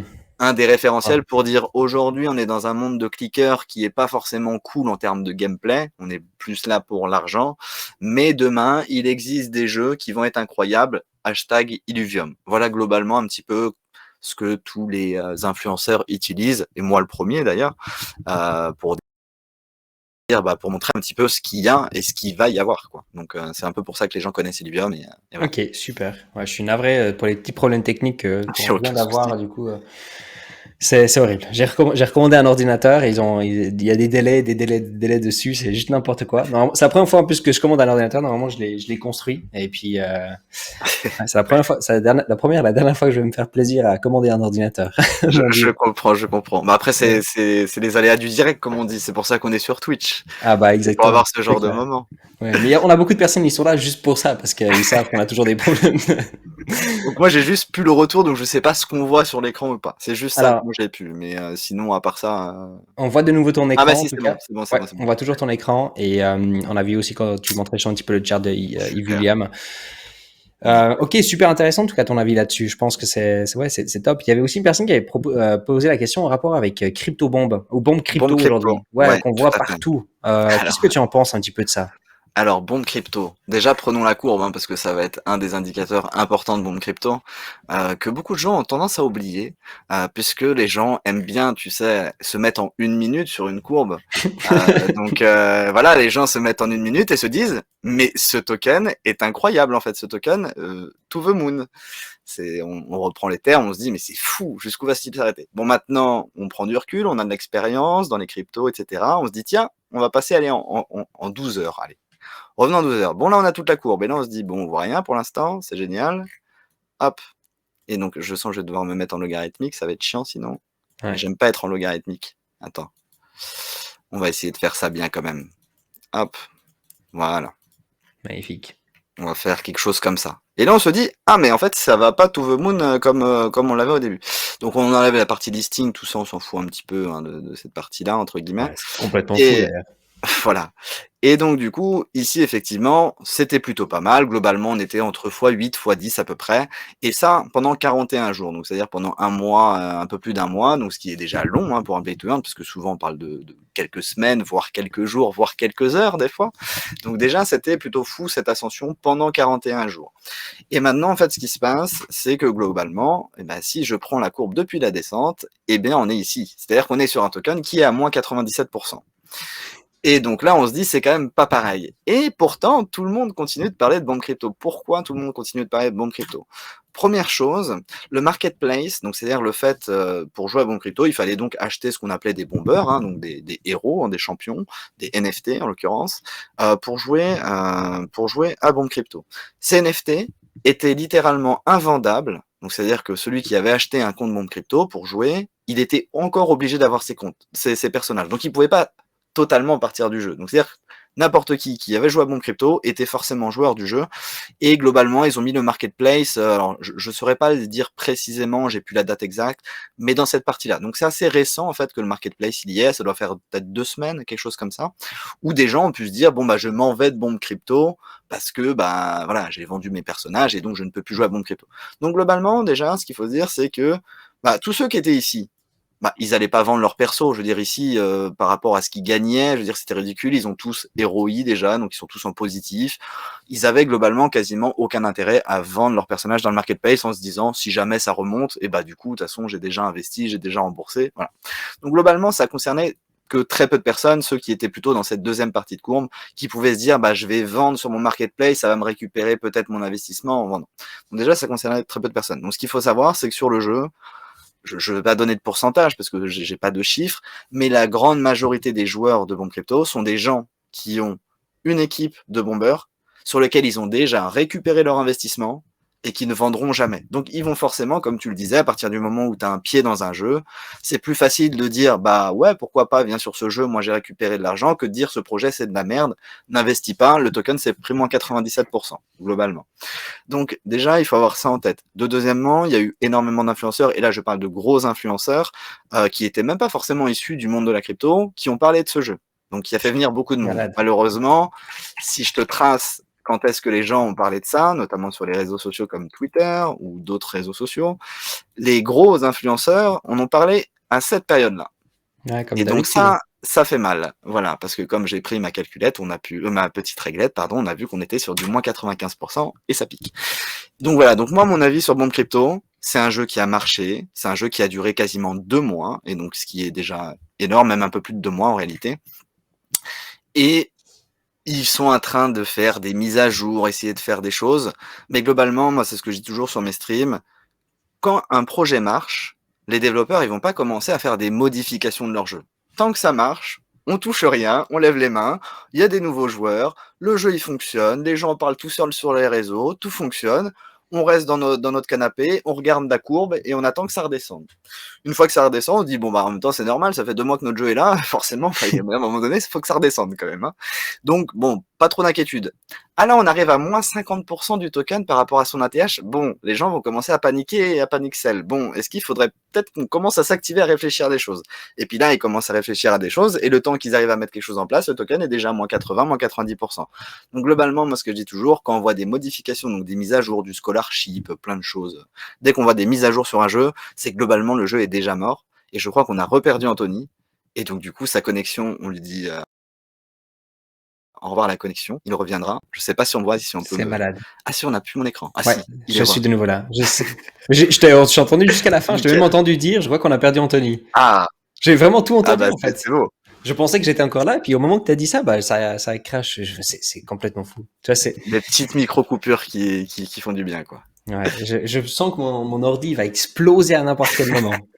Ah attends, j'ai enlevé les notifs Discord parce que sinon, il y en a Mais, qui vont penser que c'est mais chez eux. en tout cas, c'est super intéressant tout ce que tu viens de dire là, parce que c'est vrai que c'est complètement fou. Et puis c'est vrai que bah, je voulais encore aussi te poser après là aussi la question aussi sur les scholarships, ce qui est très intéressant parce que j'ai l'impression que ça peut avoir peut-être un avenir. Hein. Je suis pas un utilisateur donc je peux pas savoir. Hein. J'ai Mhm. malheureusement jamais participé non plus à Axis Infinity, toutes ces choses. J'ai regardé ça de loin. J'ai vu certaines choses quand même aussi se passer. On a vu des hypes en question de prix aussi, qui est complètement hallucinante, je trouve. En tout cas, on parle quand même des capitalisations de marché qui on peut parler en milliards de dollars aujourd'hui. Euh, mais en tout cas, c'est très intéressant sur Bomb Crypto parce que c'est vrai qu'il y a eu beaucoup de publicité aussi typiquement sur Ouais. Twitch. Hein. On a eu beaucoup de personnes qui ont fait des lives 24 sur 24. Ils ont montré en effet leur live stream. C'est aussi une certaine manière d'encore accumuler plus d'argent aussi quelque part, ou en tout cas plus de certaines, peut-être des gens qui participent. Ça a fait de la pub, etc. Donc malheureusement, ça n'a pas aidé pour que le prix, bah, il garde sa valorisation. Et puis donc, Bah c'est ça. faut toujours bien Mais en faire tout cas, attention. voilà, mon avis, Bomb Crypto, c'est un jeu qui a très bien marché. Maintenant, des jeux qui, globalement, ont des courbes, alors je vais juste enlever ce que j'ai là, qui me sert plus à rien, mais peu importe. Des jeux qui, globalement, vont avoir ce que j'appelle un double rebond, c'est-à-dire on a une charte graphique ici, un jeu qui va monter, va redescendre. Globalement, dans les pay to earn, il y a peut-être un projet sur 1000 qui va remonter. Voilà. Ouais. Globalement, les courbes pay to earn, ça fait ça. Voilà. Et après, ça finit à zéro. Hein. Là, c'est zéro. Mhm. Donc c'est pour ça que moi je dis toujours que c'est mort. Moi depuis que j'ai commencé à stream, donc j'ai commencé en décembre, hein, donc qui était globalement cette partie-là. Si je reprends ma courbe ici, 1er décembre, donc qui a été la fin du pic, hein, quand moi j'ai commencé à stream ici. J'ai toujours dit pour Bomb Crypto, n'investissez pas sur Bomb Crypto. Pourquoi? Mais juste règle simple entre guillemets, en tout cas que moi j'estime simple dans les cryptos, mais alors simple parce que c'est ma stratégie et que j'ai été façonné comme ça dans ce que j'ai pu apprendre. En fait, si je prenais ma réglette ici, bah voilà, je suis sur un x10 quoi globalement, x10 x12. Est-ce Mhm. que j'ai moi envie d'acheter un token qui a fait x10 ou x12? Bah, la réponse, elle est non, en fait. Après, s'il y a des gens qui veulent acheter des x10, x12 ou qui veulent acheter ça, bah, qu'ils achètent. Mais après, forcément, quand on achète un x12, il y a plus de chances que ça finisse mal que quand on achète au début du projet ou avant que ça explose. Donc, Exact. moi, tous les projets, c'est ce que je dis toujours aux gens. Quand vous savez pas déjà si vous voulez rentrer dans un projet et qu'on me demande, bah déjà la courbe, on la prend pas en 1 minute parce que sinon on voit rien du tout. Hein, sinon on va avoir des mauvaises informations. On se met bien en daily pour avoir l'intégralité de la courbe. On prend une petite réglette, on regarde c'est quoi son prix de départ et où est-ce qu'il est aujourd'hui. Et après, on se dit, bon, bah, qu'est-ce qu'on fait, quoi? Mais déjà, c'est la première chose avant toute chose. C'est-à-dire que moi, tu parlais de stratégie, comment je fais pour choisir mes jeux. C'est une des premières choses que je fais, c'est regarder l'évolution de ma courbe déjà. Où est-ce qu'on en est? Est-ce que le token, il a pas encore pété? Est-ce qu'il a déjà fait un x10, il est retombé? Et dans ce cas-là, c'est aux oubliettes. Est-ce qu'il a déjà fait un x4? Et bah, pour moi, c'est déjà aux oubliettes parce que, bah, trop tard, fallait que j'y sois avant. Donc voilà, c'est tout un tas de facteurs, qui Très, permettent, très intéressant, ouais. OK, qui moi permettent de j'adore en juger tout ça. cas. Donc Il y voilà. avait, une question aussi de Star Atlas. Qu'est-ce que tu en penses de Star Atlas? Je sais pas si tu en parles beaucoup ou Star Atlas, donc moi je connais le nom, etc. Maintenant, je me suis très peu intéressé à Star Atlas. Pourquoi? Parce que c'est un projet qui devrait sortir en 2024-2025. Donc je me suis dit que j'avais encore beaucoup de temps devant moi pour en apprendre un peu plus sur ce projet-là. Maintenant, oui, ce qu'il faut retenir de Star Atlas, globalement, c'est que c'est un projet qui va être développé par des gros éditeurs, avec donc du coup, qui dit gros éditeurs, ce qu'on appelle les triple A. D'ailleurs, j'en parle aussi, j'en parle ici dans mon magnifique document que je suis en train de faire, donc je sais plus où c'est, mais on a, j'essaie de la retrouver comme ça, voilà, triple A. Triple A n'est pas un sigle, mais une façon de classifier les jeux, et notamment c'est lié ici au budget qui va être alloué au jeu. Quand on parle de jeu triple A, c'est surtout ça en fait. C'est quel budget il y a derrière l'équipe en fait. Est-ce qu'on parle d'une équipe qui a 10 000 euros pour créer un jeu, ou est-ce qu'on parle d'une équipe qui va avoir des millions d'euros pour avoir des vrais développeurs, bien des sûr. vrais designers, etc. Donc c'est ça qu'on entend. Et donc c'est pour ça que par exemple Star Atlas est catégorisé comme par exemple Illuvium dans les jeux AAA parce qu'il y a des gros budgets derrière. Donc on s'attend à avoir un jeu de qualité. Voilà, globalement, Star Atlas, moi je m'arrêterai là-dessus. C'est que c'est un jeu qui est catégorisé AAA à l'heure d'aujourd'hui du fait de son budget. Et du coup, qui dit budget dit que normalement ça devrait être un jeu cool. Après, les gens, est-ce qu'ils aimeront les jeux d'aviation, etc. dans l'espace? Bah ça, il y en a qui vont pas aimer tout simplement. Et là, en fait, on en revient au basique. Bah, quand on joue à des jeux vidéo, est-ce qu'on joue à ces jeux-là ou est-ce qu'on n'y joue pas? Donc Mmh. là, après, c'est Tout juste à la fait. base, quoi. Exactement. Alors déjà, parce que je vois pas mal de questions aussi sur le chat. Alors moi déjà, il y a une chose que je peux dire, c'est que quand vous mettez point d'exclamation APL sur le chat, vous avez tous les liens nécessaires pour aussi suivre Aplitzer aussi, C'est gentil, justement, ça. bah, c'est normal, qui fait du coup aussi des lives sur Twitch, hein, comme il l'a bien dit au tout début. Il y a aussi son Twitter et son Discord et puis son YouTube, donc n'hésitez pas à aller faire aussi un petit tour là-bas. Et puis, bah, typiquement, si vous avez des questions sur des jeux, hein, je vois TCG World, Ouais. Aurori, etc. C'est le parfait timing pour pouvoir aller sur son live, parce qu'en plus de ça, bah, vous soutenez en même temps le streamer juste parce que vous participez sur le live. Puis bah, vous pouvez poser toutes les questions. J'en suis convaincu qu'il va pouvoir répondre absolument à tout. Et puis pour le coup, tous Donc les jeux qui sont posés, ça va, je les maîtrise, je les connais plutôt bien, ceux-là. voilà, exactement. Moi je Après, j'en voulais, ai étudié quelques-uns. Je suis rendu à, tu vois, on est rendu à 563 projets étudiés sur la liste, donc ouais, c'est on complètement commence à fou. en étudier quelques-uns. Voilà, t'as une petite expérience dans le milieu. On sait étudier des projets. Normalement, on maîtrise à minima ce qu'on fait. Ouais, c'est top. Ouais, c'est franchement, c'est la folie. Moi, je voulais encore juste te poser la question justement pour les scholarships. Ouais. Qu'est-ce que tu en penses en fait? Qu'est-ce qu'on peut en prendre, voilà, des choses positives, des choses négatives derrière les scholarships, de ton point Alors, de vue, bien sûr. juste avant de répondre à ça, juste peut-être expliquer, parce qu'il y en a peut-être pas forcément, bah, il y en a qui connaissent pas forcément Bien le sûr. Scholarship, ce que c'est, donc du coup, bah, ça me permet de montrer ma slide. En plus, c'est Super, incroyable. magnifique. Slide qui est prête C'est depuis vraiment pas très top. longtemps, à pas se mentir. Donc, le scholarship, donc c'est un système de prêt en fait des NFT à un autre joueur. C'est-à-dire que vous allez acheter un NFT et ce NFT, vous allez pouvoir dire, bah, soit je joue avec, soit je le prête à une tierce personne qui lui va jouer avec et vous rapporter de l'argent. Voilà, c'est quoi hein, le système de scholarship, c'est le fait de prêter son NFT à quelqu'un. Donc, le propriétaire, donc celui qui a acheté le NFT, donc on l'appelle le manager, alors que celui qui utilise du coup le NFT, qui lui n'a rien payé, mais on lui a prêté un NFT, lui on l'appelle le scholar. Donc là, c'est pour mettre les termes et les bases des choses. Donc le joueur qui pourra jouer au jeu sans posséder le NFT, donc ça c'est quand même cool parce que du coup ça veut dire que globalement il est dans un jeu play to earn, mais il se retrouve dans un mode free to play en l'occurrence, parce qu'il n'a rien dépensé, il va jouer avec l'argent de quelqu'un d'autre entre guillemets pour pouvoir gagner des tokens ou des NFT. Donc c'est ça l'avantage aussi du scholarship.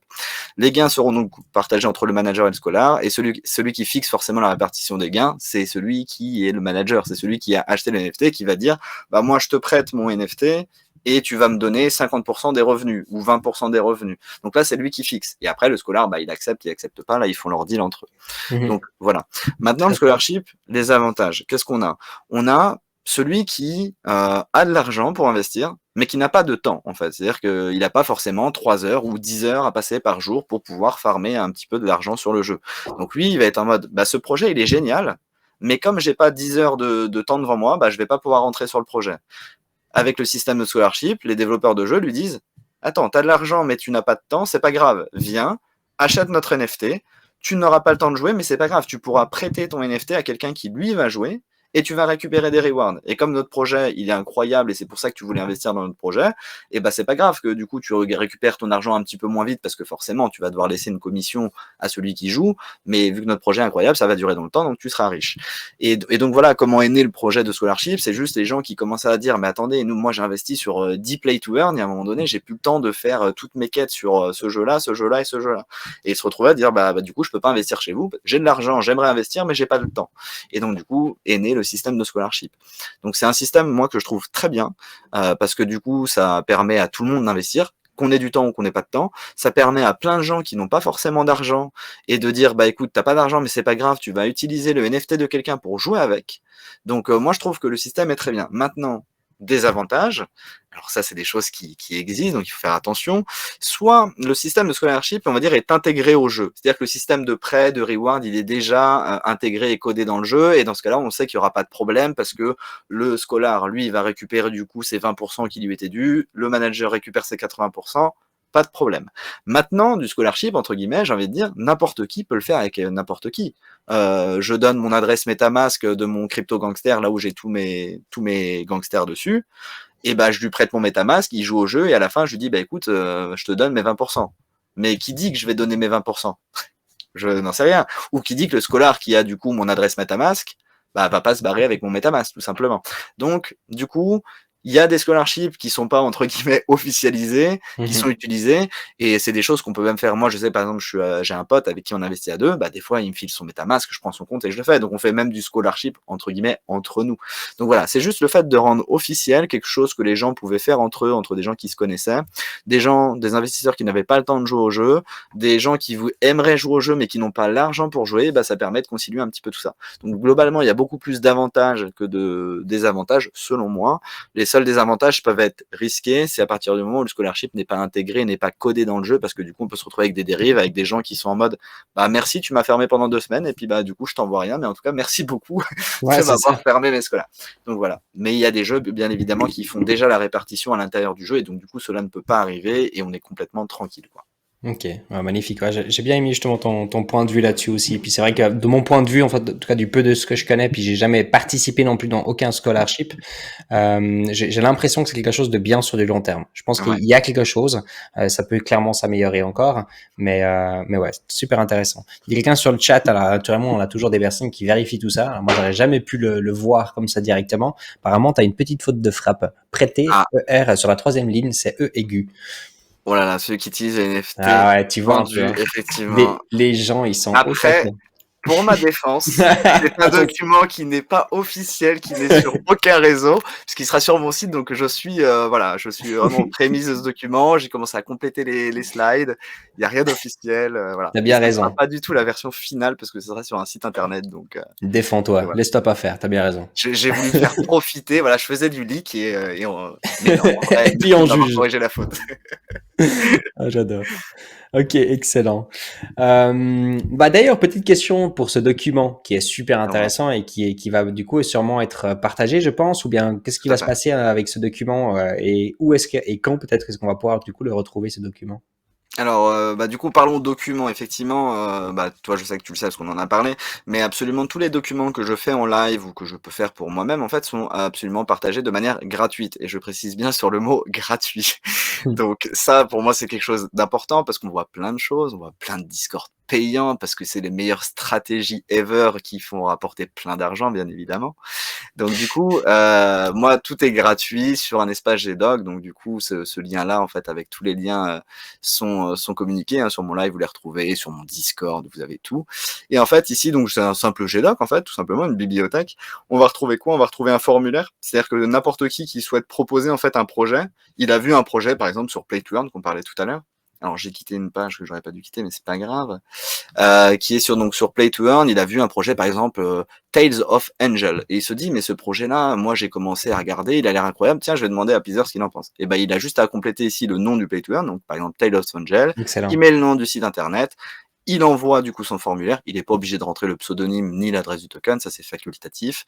Et moi en fait, tout simplement, je reçois ça dans des projets proposés par le chat. Et donc du coup, on peut voir qu'on m'a déjà communiqué 422 projets que j'ai déjà étudiés, parce que si c'est en bleu, c'est que j'ai étudié. Donc voilà. Donc ça, c'est la première partie des documents. Après, on a le listing, donc le fameux fichier que je montrais ici, hein, où j'ai l'étude avec du coup la conclusion que j'en ai faite, qui est bien évidemment subjectif, puisqu'elle est liée à ma stratégie d'investissement. Donc quelqu'un qui a une stratégie d'investissement différente de la mienne, bah forcément, il n'arrivera pas aux mêmes conclusions, hein, ça va de soi. Ouais, ça fait Donc, plaisir. donc il y a ma conclusion, il y a un petit calendrier de sortie des jeux, parce que des fois on s'y perd un petit peu, parce qu'on suit plein de jeux, et puis on se dit, ah mais merde, il sort quand ce jeu-là? Et puis la whitelist elle est quand? Donc voilà, je vais faire un petit calendrier de sortie des jeux, tout simplement. Et après on a ici donc tout ce qui est les calculs de ROI. Donc là je sais pas forcément si ça va parler pour tout le monde, hein, donc des calculs de retour sur investissement. Dans l'idée, c'est donc de savoir au bout de combien de temps je récupère mon investissement. Donc j'ai même fait une magnifique slide là-dessus, je crois, hein, sur les calculs de ROI. Excellent. Voilà. Donc Tu te bases plutôt sur du APR ou du APY? alors ça va être encore différent, parce que alors les APR, les APY, ça va être les rendements que tu vas retrouver dans le stacking. C'est-à-dire que tu vas mettre, par exemple, je dis n'importe quoi, 100 $, on va te dire que la Mmh. pool de liquidité, elle va te rapporter 3000% d'APR ou 3000% d'APY, donc ce qui va prendre en compte ou non les intérêts. Là, c'est un petit peu différent, parce qu'en fait, globalement, nous, on part par exemple, j'ai 100 $ à investir dans un jeu. Je vais, du coup, payer ces 100 $ pour m'acheter des champions. Donc, ce qui fait que à l'instant T, bah, j'ai dépensé ces 100 $, et il me reste 0 en fait, et j'ai bien plus rien.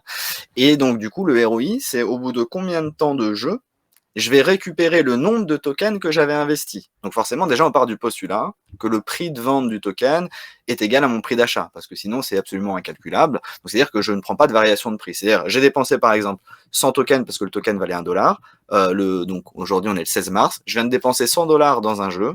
Donc j'ai mis 100 tokens. Au bout de combien de temps je vais récupérer ces 100 tokens? Alors, est-ce qu'ils seront 1 $ ou pas 1 $? Ça, j'en sais rien. Mais en tout cas, au bout de combien de temps je récupère ces 100 tokens? Donc c'est ça, nous, ce qu'on appelle les calculs de ROI, en tout cas dans les play to earn. Donc c'est pour ça que OK.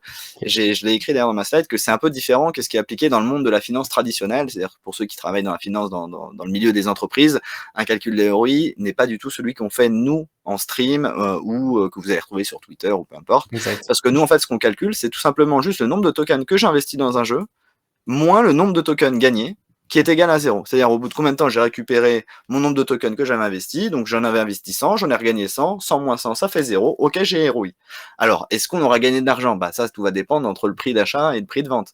Mais à minima, je suis capable de dire que au bout de 10 jours, au bout de 15 jours, au bout d'un mois, je vais récupérer le nombre de tokens que j'avais investi. Donc ça, forcément aussi, ça va impacter les durées de vie des jeux, etc. Donc voilà, donc ça, c'est le calcul que nous, on fait sur la partie ROI.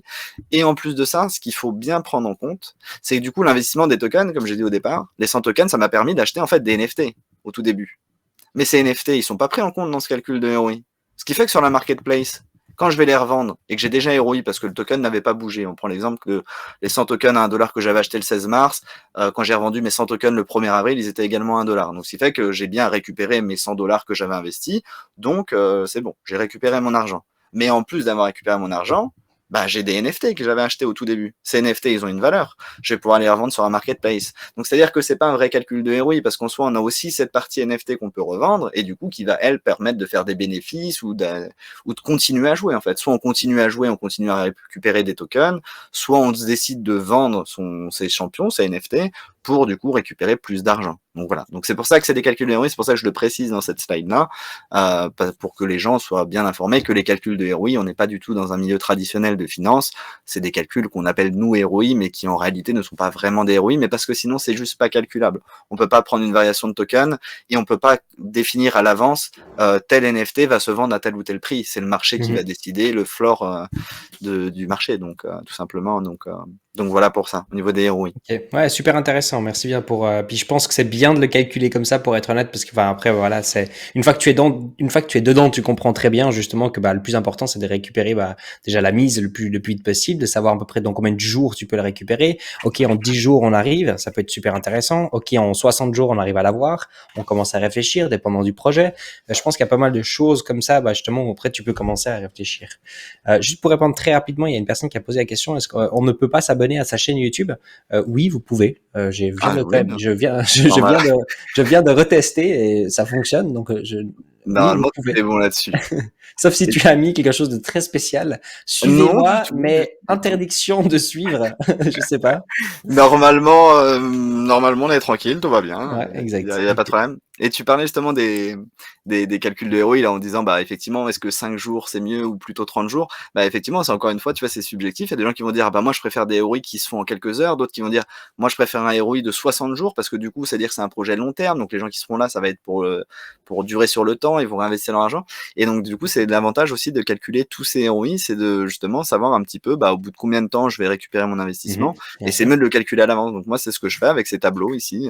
Par exemple, pour Crypto Gangster, on savait au bout de combien de temps on allait récupérer notre argent. Bon, au final, ça avait un peu évolué parce que du coup, ils avaient changé, donc j'avais recalculé le ROI.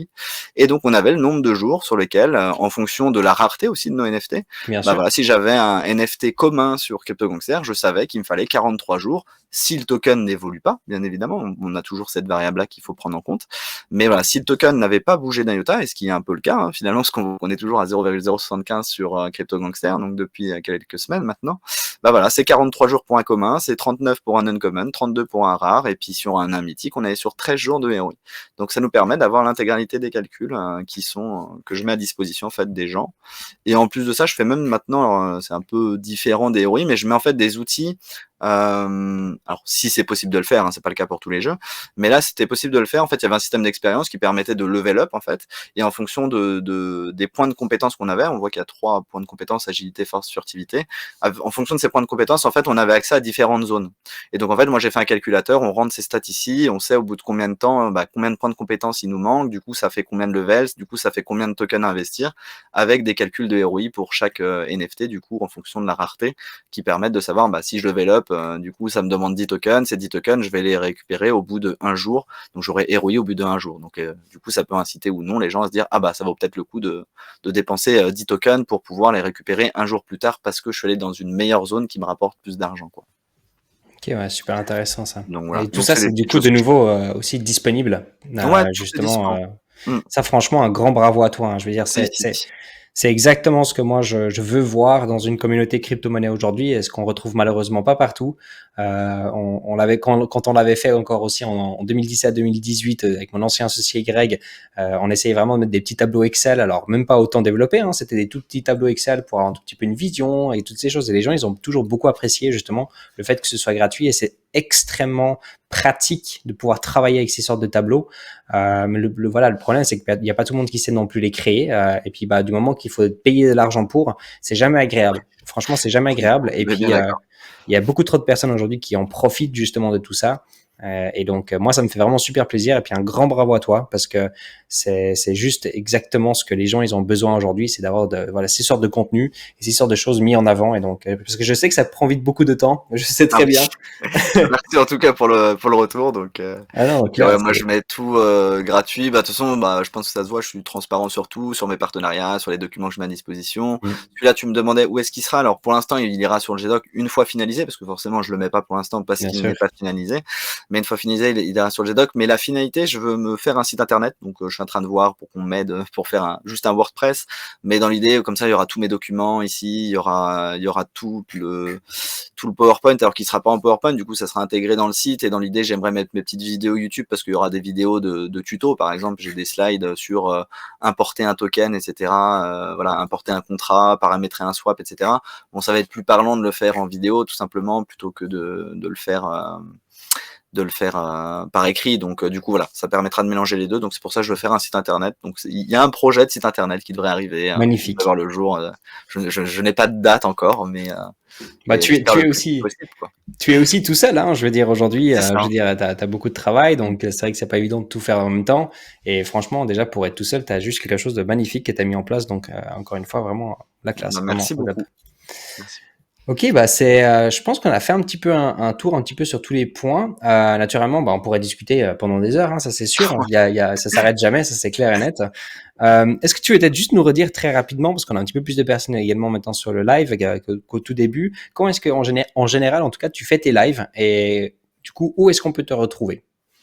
Alors moi, du coup, en règle générale, je fais mes lives de 14h à 19h, donc du lundi au vendredi, sauf le vendredi, je cut plutôt à 17h. Donc ça, c'est quelque chose que j'étais très ponctuel, on va dire, sur mes horaires de stream jusqu'à il y a 2-3 semaines.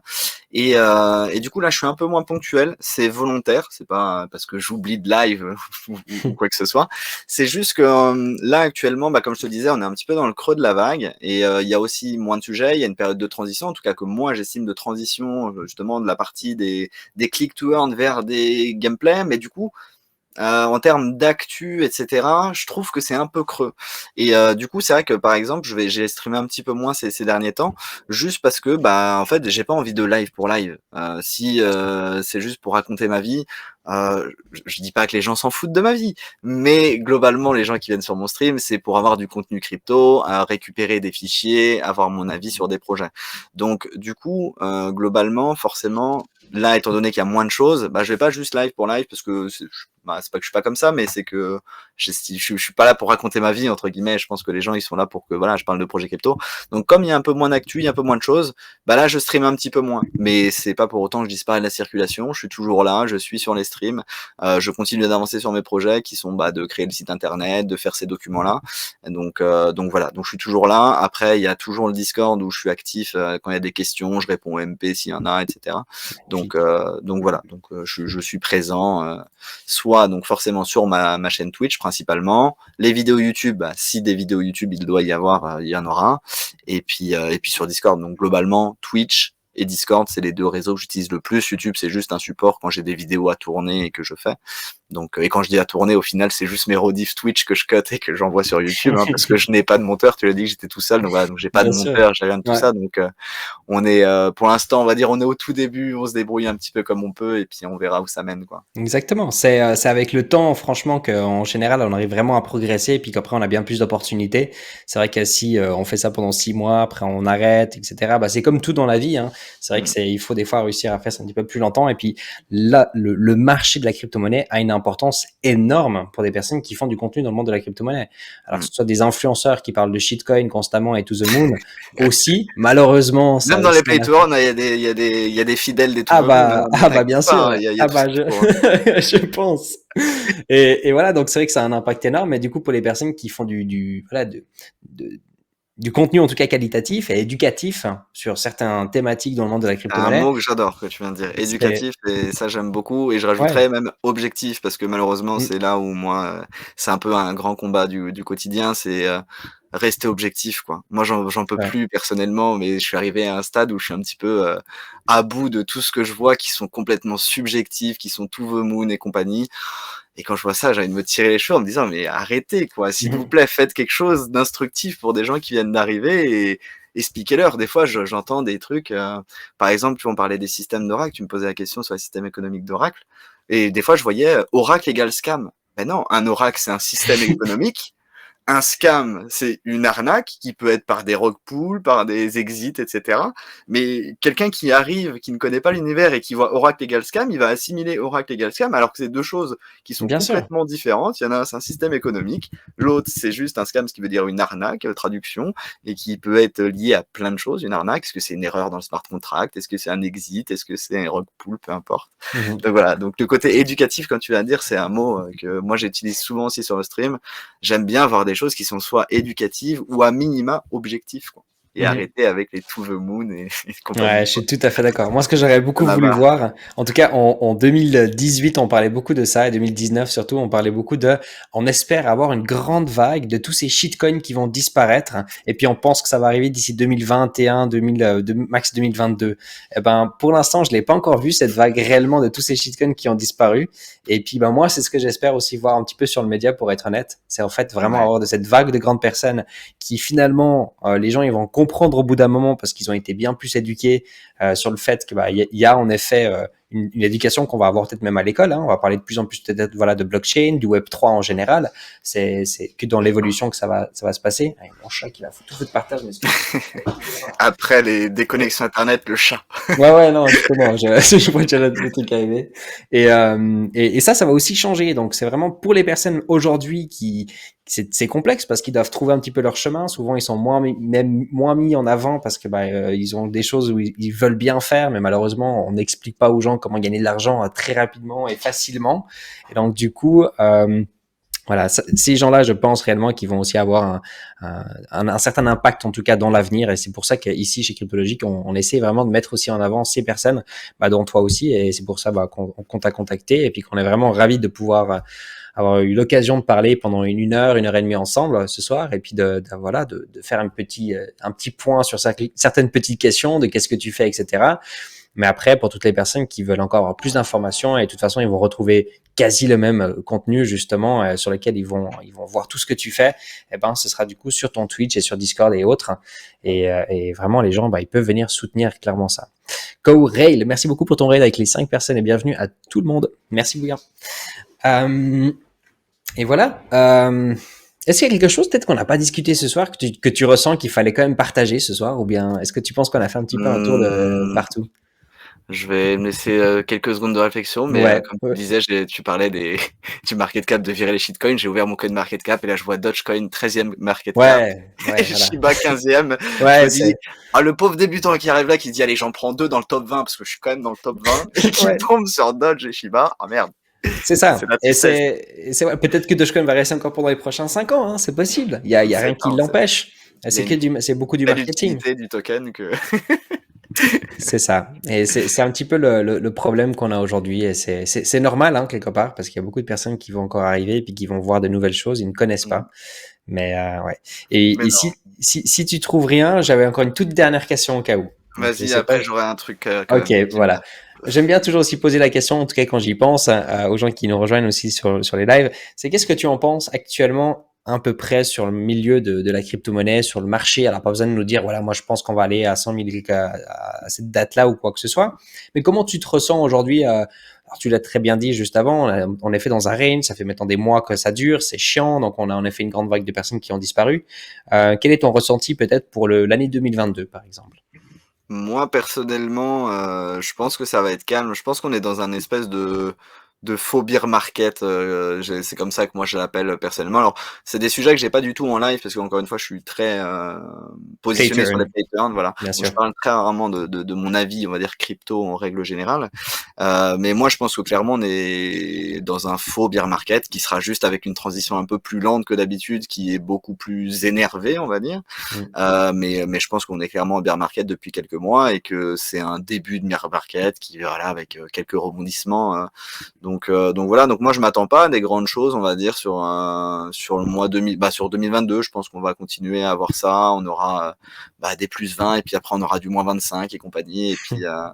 Et puis à mon avis faut selon moi encore une fois, hein, moi j'attends 2024 quoi, prochain halving. C'est ça. Voilà. Ça va être incroyable. 6 mois avant, je mets beaucoup d'argent. Et puis après, on prie pour qu'un an et demi après, ça se passe mieux, quoi. Bah, disons que quand on aura un reward block à 3,125 Bitcoin pour miner un bloc qui sera encore plus complexe normalement par la suite, en Mmh. tout cas, les maths parlent pour soi-même. Logiquement, en tout cas, le prix C'est devrait ça. augmenter sur le long terme. Ça, c'est les maths et c'est rien d'autre. Tant qu'on utilise et tant qu'on aura besoin de ce Bitcoin, tant qu'il y a un intérêt, en tout cas, du peuple et des gens qui utilisent le Bitcoin aujourd'hui. Exactement, donc moi voilà, je suis quelqu'un plutôt patient. Moi, ma stratégie en plus de ça sur la partie crypto, sur l'univers crypto, bah, globalement je hold, hein, tout simplement. Donc Mhm. ce qui est bien, c'est que je peux pas perdre d'argent vu que je hold, c'est plutôt pas mal. Mhm. C'est clair. Mais voilà, moi j'ai une stratégie très long terme, globalement je suis sur des cryptos avec un très haut market cap, pour ne pas citer Bitcoin, Ethereum, même si j'en ai quelques autres bien évidemment. Mais voilà, globalement mon portefeuille il est là-dessus. Mon portefeuille il est sur du stacking de stablecoin avec des taux de 10 d'intérêt, ce qui change du livret A, voilà. Effectivement. Donc voilà, on est sur ce genre de choses. Et moi, c'est ce que je conseille en plus de ça, c'est ce discours que j'ai là en live, c'est le même que j'ai avec mes potes ou avec ma famille en leur disant, bah, si tu veux pas te prendre la tête parce que soit tu n'y connais rien, soit tu n'as pas envie de connaître, et ben, mets un peu tous les mois, tu fais un versement, il y a des trucs incroyables sur Binance, sur crypto.com ou autres qui te permettent, Coinbase, pardon, de verser de l'argent, je dis n'importe quoi, 50 € tous les mois pour acheter du BTC ou de l'Ethereum, comme si tu Mhm. faisais un versement pour, pour ton loyer, et tu le mets en stacking, et puis reviens avec tes codes dans 5 ans, et tu regardes ce qui se passe dans 5 ans. C'est Donc exactement ça. moi, j'adapte un peu la même chose pour moi-même, en fait. Je me prends pas la tête à faire du trading, je ne suis pas un expert de trading, je n'ai pas fait d'école de trading. J'ai appris des choses, oui, sur Internet, mais ce qui ne fait pas de moi Un trader professionnel. un trader de Wall Street. Donc, C'est bien que tu en sois conscient. Tu perdras moins d'argent, disons, sur voilà. le long terme. C'est ça, Donc, exactement. Il y a beaucoup de personnes qui n'arrivent pas à le reconnaître soi-même. Et puis, des fois, c'est dommage parce que du coup, on est attiré par l'argent facile de nouveau. Mais ouais, encore aujourd'hui, j'ai aidé un ami qui voulait faire de l'investissement pour son enfant. Donc, il voulait mettre de l'argent de côté sur le long terme, mais il voulait pas le faire via la banque. Et donc, du coup, bah, il m'a demandé des conseils. Donc, en effet, il va mettre chaque mois, mettant de l'argent dans de la crypto-monnaie. Il y aura ouais, 50% dans le Bitcoin et 50% en stablecoins. J'ai dit, bah, c'est parfait. Tu nickel. vas pouvoir en profiter pendant les prochains 18 ans et puis je pense que ton enfant sera très Ah content oui, dans 18 ans. je Ouais, pense aussi. En tout je cas, moi, pense. voilà, je suis plutôt de cette équipe-là, à pas me prendre la tête au jour le jour, à essayer de voir, oh, je me réveille, il y a plus 10 ou il y a moins 10 et voilà. Moi, c'est régulier, c'est sur Bitcoin, Ethereum, la grande partie, on va dire, et stablecoin.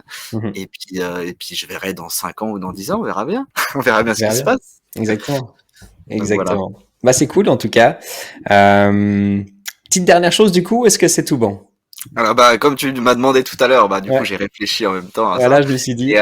pour un mot de la fin entre guillemets, moi ce que je veux dire sur la partie play to earn, s'il y a des gens qui m'ont découvert et donc ou à minima qui ont découvert les play to earn ce soir parce que c'était un domaine qu'ils maîtrisaient pas, prenez l'âge que vous avez, si vous avez 20 ans, 30 ans, 40 ans, peu importe. Dites-vous que ça fait 20, 30 ou 40 ans que vous n'avez jamais investi dans un play to earn de votre vie. Donc ne vous dites pas ah j'ai découvert la pay to earn, dès demain il faut que je trouve un projet, il faut que je passe mon argent. Non, ça fait 20 ans ou 30 ans que vous ne l'avez jamais fait. Prenez-vous une semaine, 2 semaines, un mois, 3 mois, 6 mois, prenez le temps que vous voulez. Allez vous renseigner tranquillement, on regarde ce qui se passe, prenez votre temps, vous n'êtes plus à quelques semaines ou quelques mois près pour investir de l'argent dans un play to earn.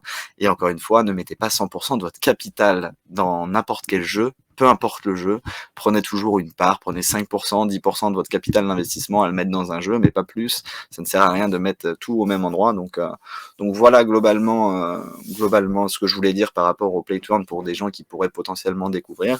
Et la deuxième chose, j'espère voilà, que dans le futur, il y aura plus de streams comme tu peux le faire, ou voilà, un minima qui sont éducatifs slash objectifs, parce que malheureusement, ça manque un peu, je trouve, dans le milieu, et donc j'espère que ça arrivera de plus en plus, et que plein J'espère de aussi. gens pourront apprendre sur plein de canaux différents. Voilà. Donc Je suis tout à c'est fait d'accord vraiment avec toi. mes deux envies. Voilà, plus d'éducation et plus d'objectivité sur les projets présentés et sur ce que les gens disent à partir du moment où ils sont sur des réseaux sociaux, ça serait pas mal. Exact, ouais. Et comme dit Abondance ici, de sages paroles, comme tu viens de faire. Exactement. Je suis tout à fait d'accord et c'est vrai que c'est toujours très important. Et puis, si vous n'êtes pas sûr de vous-même, vous pouvez du coup aller retrouver Applizer sur son Twitch en plein live ou sur son Discord pour aller poser des questions. N'hésitez surtout pas. C'est comme ça sert à ça les communautés. Donc, n'hésitez pas à aller faire un petit tour en même temps que vous participez. Bah, en même temps, ça soutient justement le streamer. Donc, c'est vraiment top. Et voilà, moi, je voulais te remercier infiniment du coup d'avoir passé du temps avec nous aujourd'hui. C'était un vrai plaisir. J'ai beaucoup appris. En plus de ça, bah, je connaissais quand même déjà le monde du play to earn, mais là, pour être honnête, j'ai beaucoup appris. Et tu nous as montré en moins d'une heure la connaissance que tu avais, qui était plutôt grande, pour être honnête. Donc vraiment un grand bravo pour tout le travail que tu as fait jusqu'à aujourd'hui. Je me réjouis de voir la suite surtout.